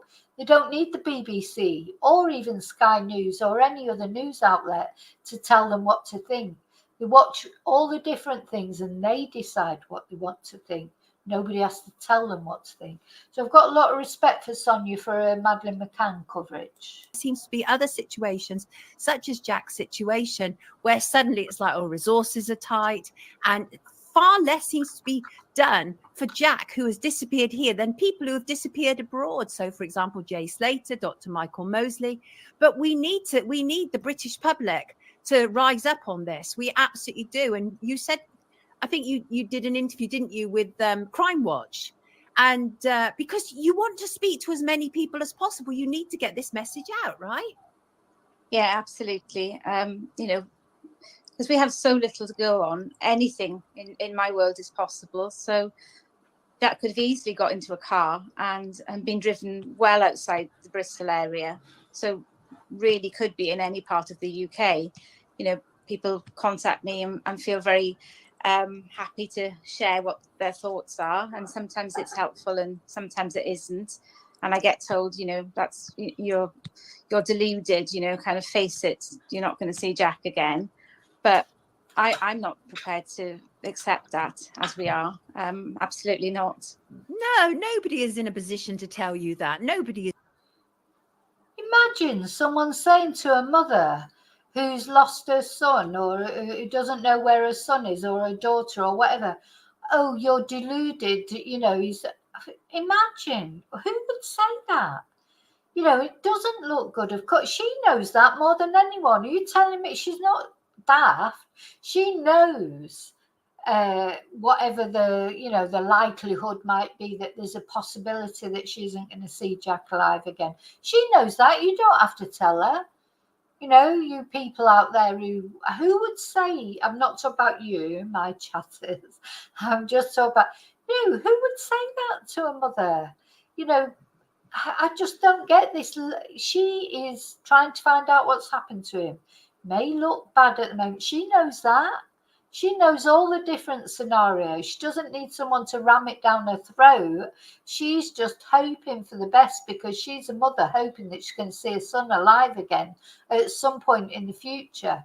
For goodness sake, you know, people have just got sometimes people have got no charity. I don't know, no normal empathy for people. Walking in your shoes. What mother Exactly. would give up hope until they get an answer? Like, exactly, what mother would give up hope, even though she knows that what the possibilities are? You cannot give up hope. You cannot. You're a mother. You know, you want to see your child again, and you cannot give up hope. And as Sonia said, nobody has walked in her shoes. Like, seriously, doesn't even make any sense. Of course you wouldn't give up hope. So my understanding is that the last communication you had with Jack was shortly before 2 a.m, about 1:52, when he texted you, right? Yeah, that's right. So I sent Jack a few messages throughout the evening because myself and my husband were out that night, and I did think perhaps we could pick him up on our way home.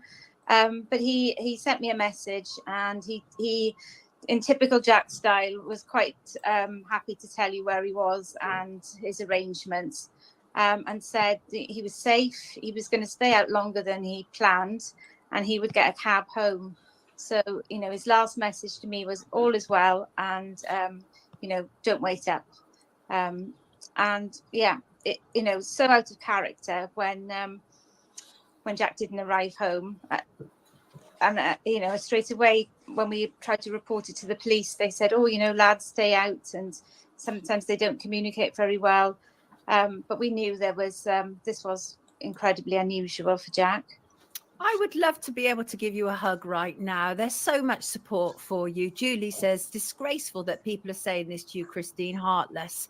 And that is the reality, is nobody is walking in your shoes. Nobody knows what you're enduring. And that is the reality. And what you're doing is frankly amazing, Catherine. It's amazing that you've even got the presence of mind and the ability just to keep going. But I mean, what, like you say, you're kind of like in a daze.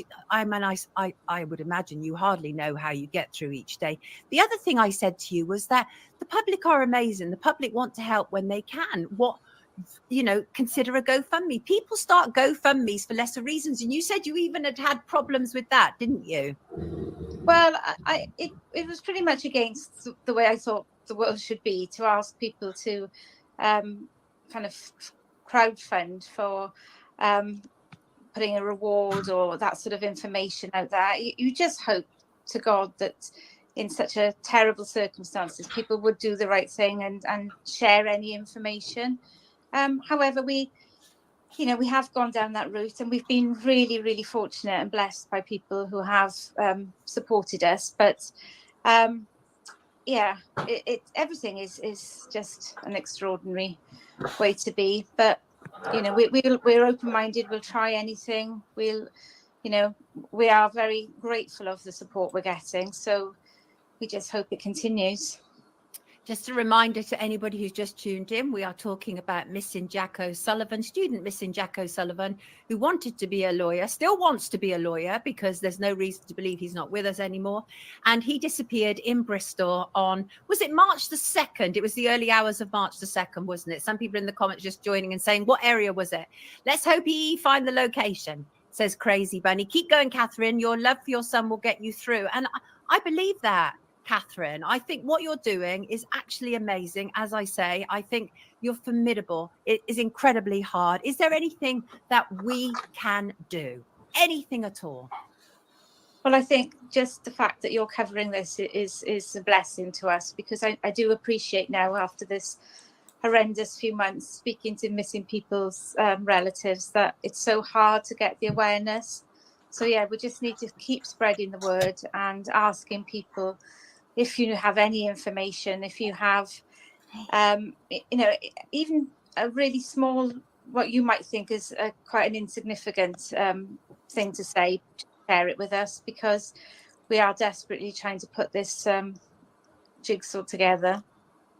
I'm sure you are, everybody. This is Catherine O'Sullivan. And if there's anything at all you've seen, you know, when they say on adverts, even the smallest thing, even if you think it is of no consequence, if it is in any way related to the disappearance of Jack O'Sullivan, we need you to contact the police. Is the police the best place to go, or do you have a page or anything else like that, Catherine, that people can connect with you?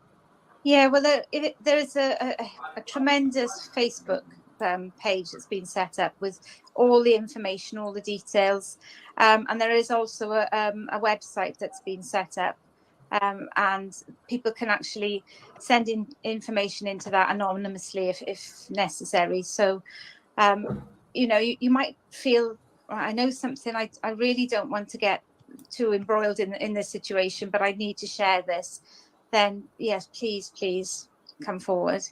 Absolutely. And Catherine, I'm going to keep contacting you and seeing if there's any updates. You are always welcome to come back on, even the slightest update. Absolutely, you are. Everybody, this is Catherine O'Sullivan, and we need to find Catherine's son, Jack. We need to find him.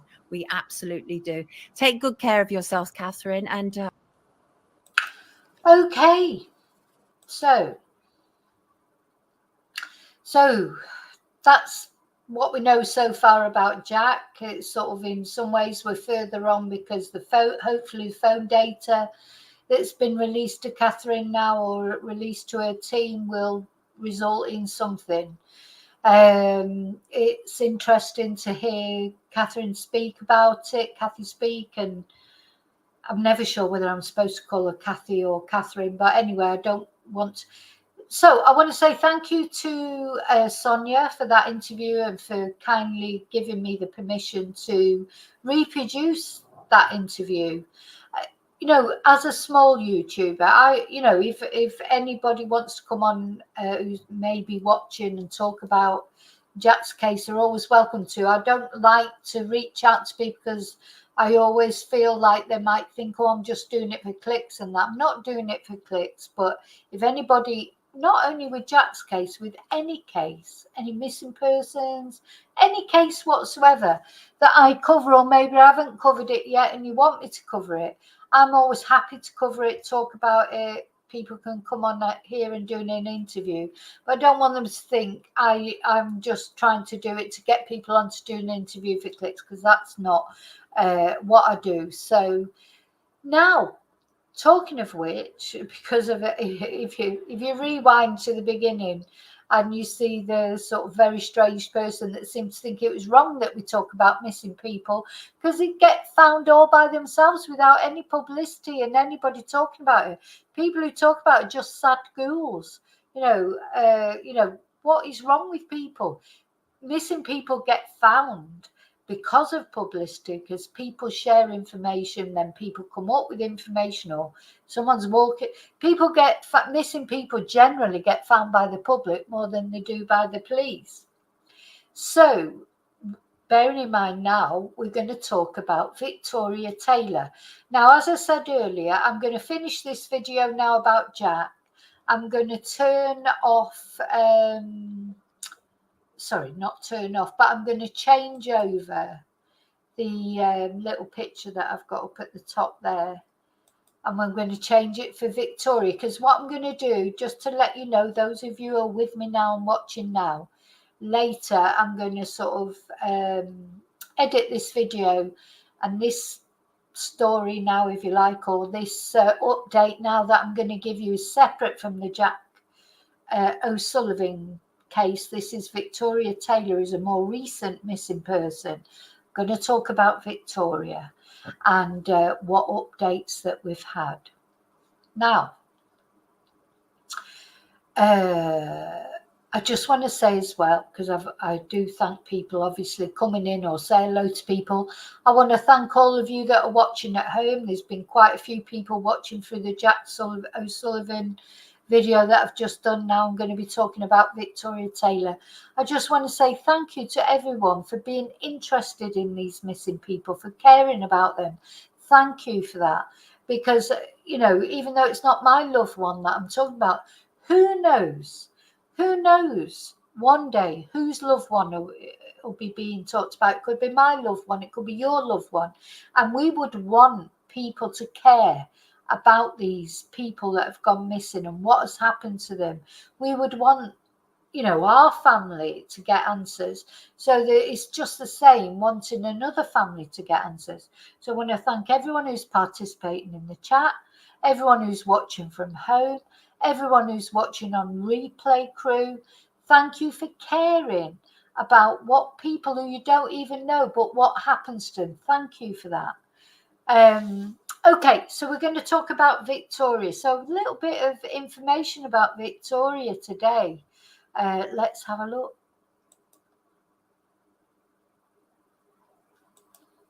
So I'm going to go first to Daily Mail, which I know we don't like the Daily Mail, but they're quite good with updates and things. They get the stories, don't they? Probably because they pay for them. I don't know how they get them. But anyway, searchers find am I on? Is it? Did I share it? Let me just check. So this is Victoria Taylor, who went missing 5 days ago. No.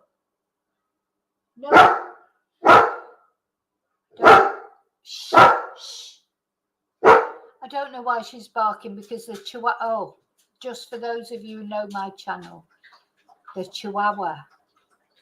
Don't know what's happened to the chihuahua, unless they're on holiday, or unless, I don't know, one of them's moved out without the chihuahua. I don't know what's happened to the chihuahua, just to let you know that. Gone very quiet. So there's no chihuahua barking. I don't know why she's barking. So Victoria Taylor, let's just have, I mean, I've got her photo up in the corner there. Let's just have a closer look just before I start with this. So this is Victoria. Where is she? You know, there was CCTV of her. We're going to look at that. Her belongings have been found, or some of her belongings have been found.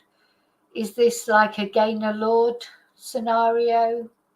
You know, has she done, she's a nurse, you know, has she done something to herself, or has some foul play befallen her, or has she had an accident? All we know, I mean, she may be somewhere and she may turn up. Let's hope again.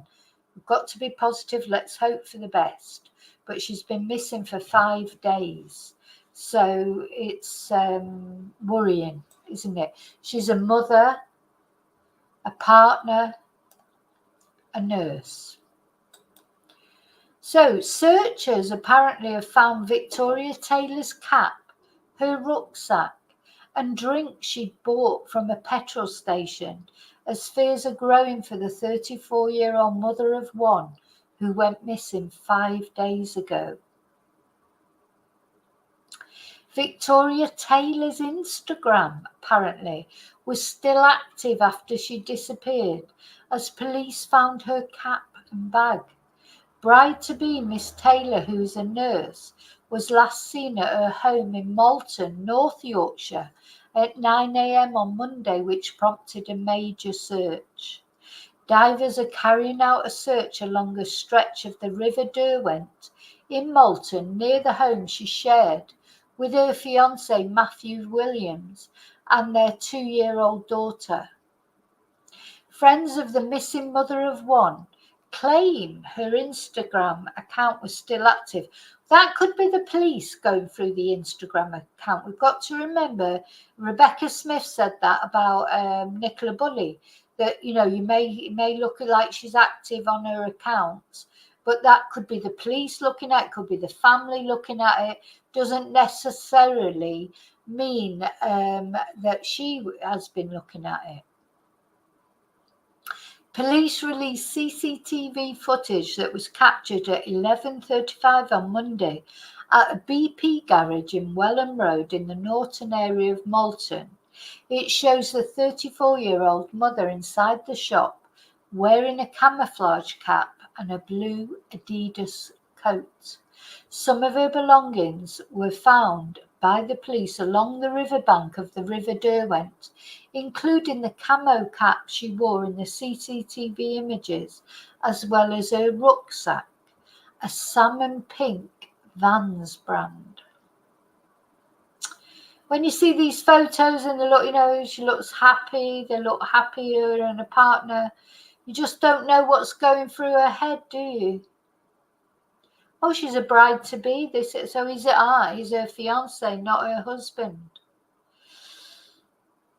So, oh God, when you see a river, see this river. I honestly got to go cold when I see a river these days. It's just like, you just think nothing positive is going to go out of seeing a river, is it? As soon as you see a river, you're just thinking, oh God, this is awful. Anyway, they're searching the river. Now, why?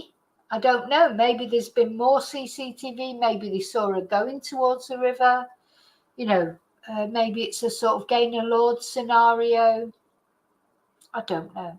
This is the CCTV of her in the shop with her cap on. So she's in a BP garage wearing a camo hat and a blue Adidas coat. So if anyone saw her, I don't know any of you. I know that there are some of my chatters out there, either on this channel or on my Spanish channel, because people have made comments. There's definitely some of you out there that are from this area. Right, let's have a look at the, what's this? So last seen at home at 9 a.m. Final CCTV footage in the BP garage. Final route, the library on Commercial Street. It says Commercial Street there, it says Commercial Road there. Let's have a look at the gallery.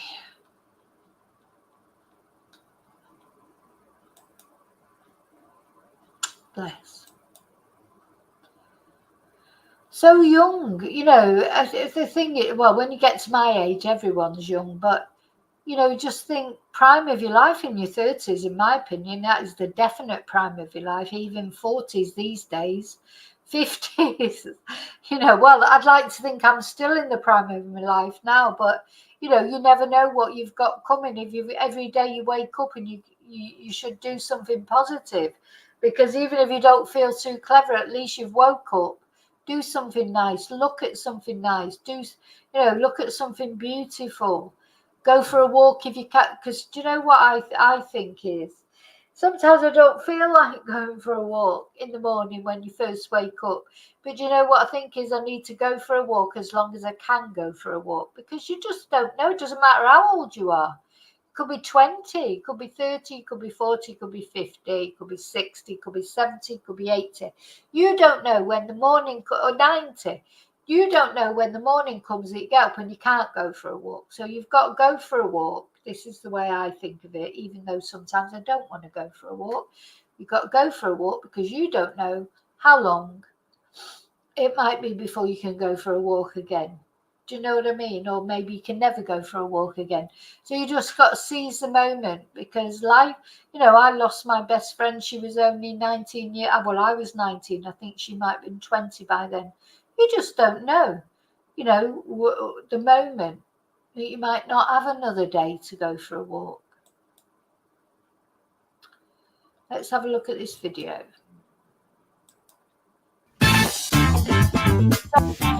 Little advert.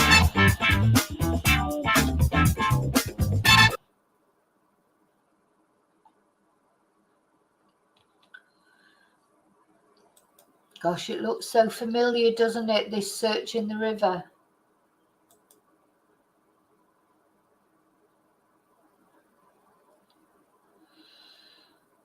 So it's quite a wide river. And why are they searching the river? You know, have they got some more CCTV?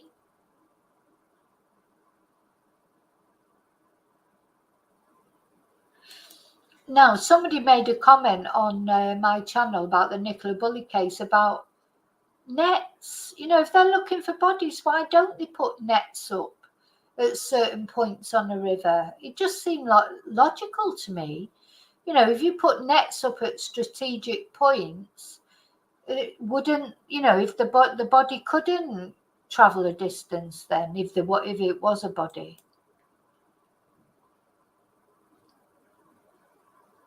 Victoria Police have revealed they're on the hunt. So there you go, another beautiful place that's, you know, maybe a tragedy's happened there. Well, oh my God, this is just reminding me of Nicola so much. Look at it, you've got the bridge, you've got the missing person post there. Why don't they put a net down there?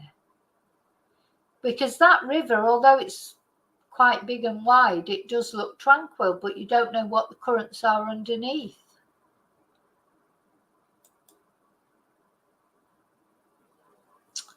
So Victoria was due to marry her fiancé Matthew, but they had not set a date, having just returned from their first family holiday in Mallorca.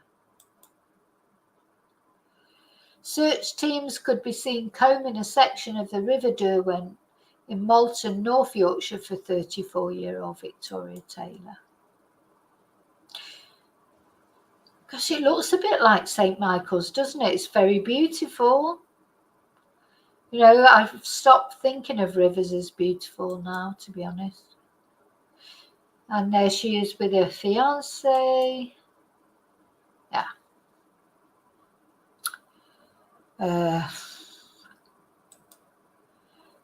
So if they found her, so the items that they found were just lying in the open, not hidden.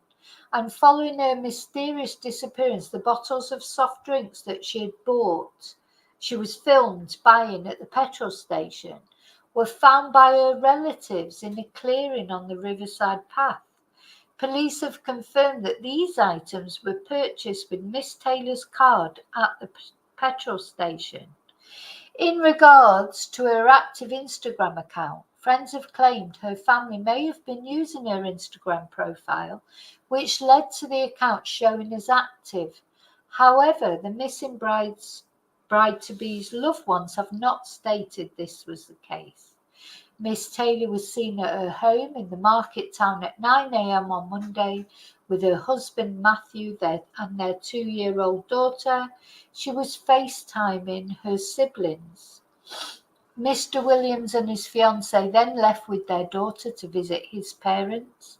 Miss Taylor then left his parents' house and did not return, her sister Heidi Baker said.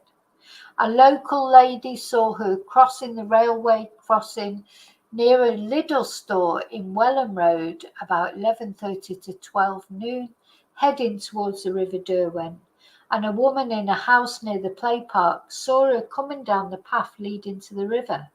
She was then seen by locals passing a local children's play park, the Riverside Playground, and walking along a thickly overgrown path next to the river between 11:30 and noon. So does seem that she walked down to the river. Oh, the thing is, if you don't know what was going on in her life, you just don't know what her mental state was, do you? So let's have a look at what her partner had to say. And although it seems strange that someone's about to get married, that if something has happened to Victoria, that she's done something to herself. Sorry, I'm trying to find the article about her partner. I do know someone who did exactly that, self-deleted themselves literally just before getting married. Well, there's more than one, I expect, that's done it. So let's have a look at this video.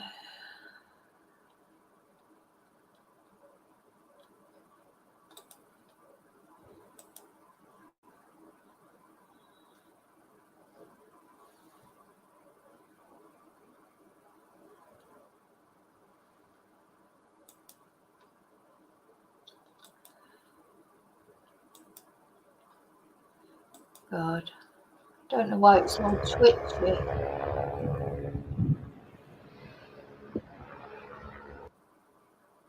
Hang on.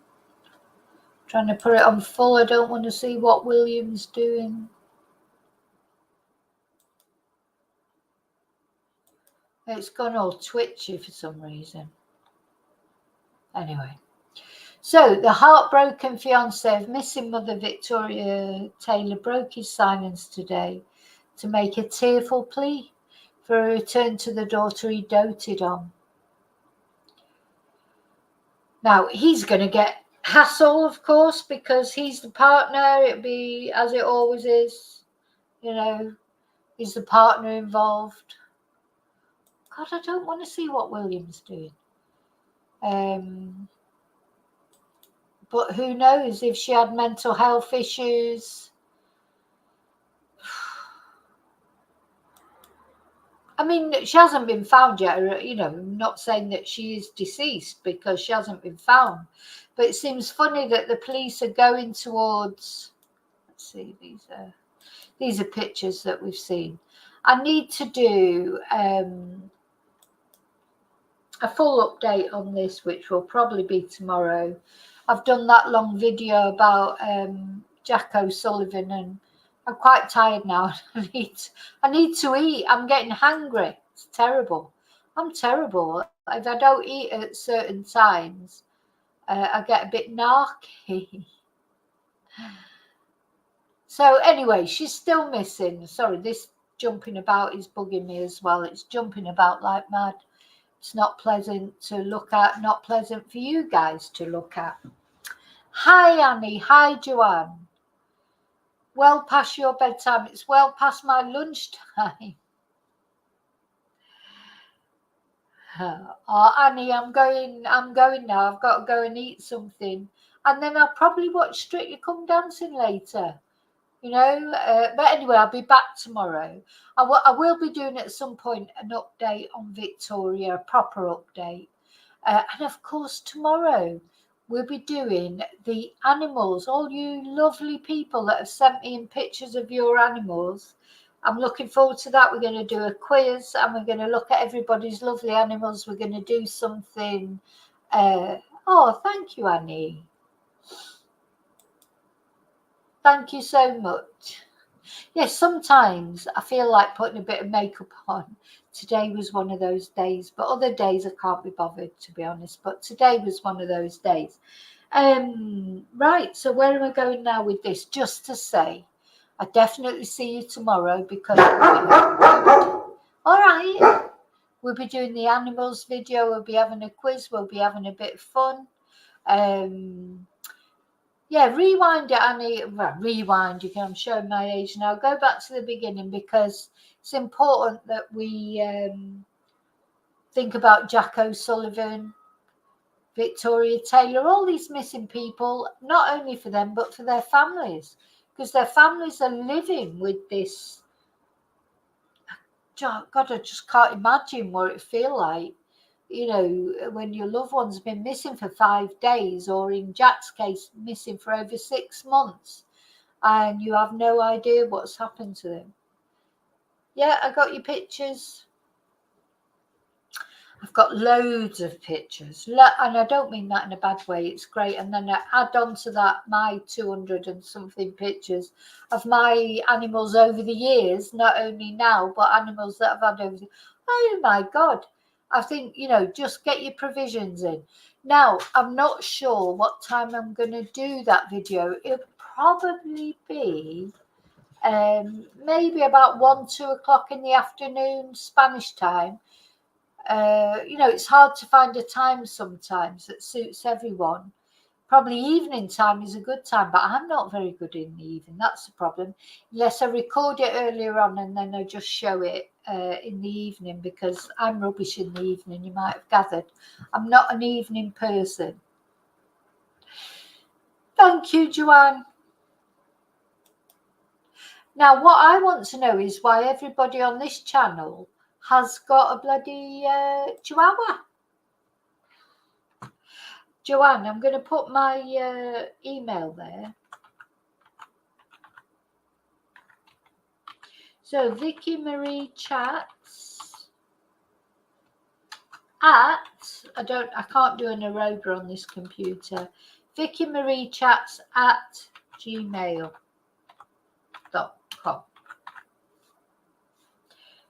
Send it there, and you've just about got time, but in the morning I'm going to put the video together, so I can't accept any more then, because the video will be put together. Oh my God.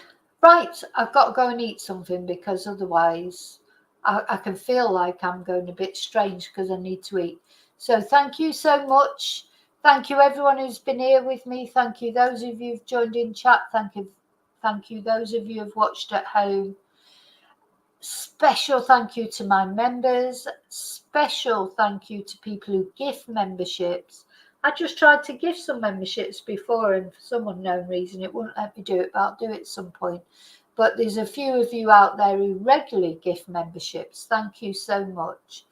And thank you to everyone who's bought me a Ko-fi, sent me a super sticker, PayPal me, sent me nice email, commented, all that. Thank you. Okay.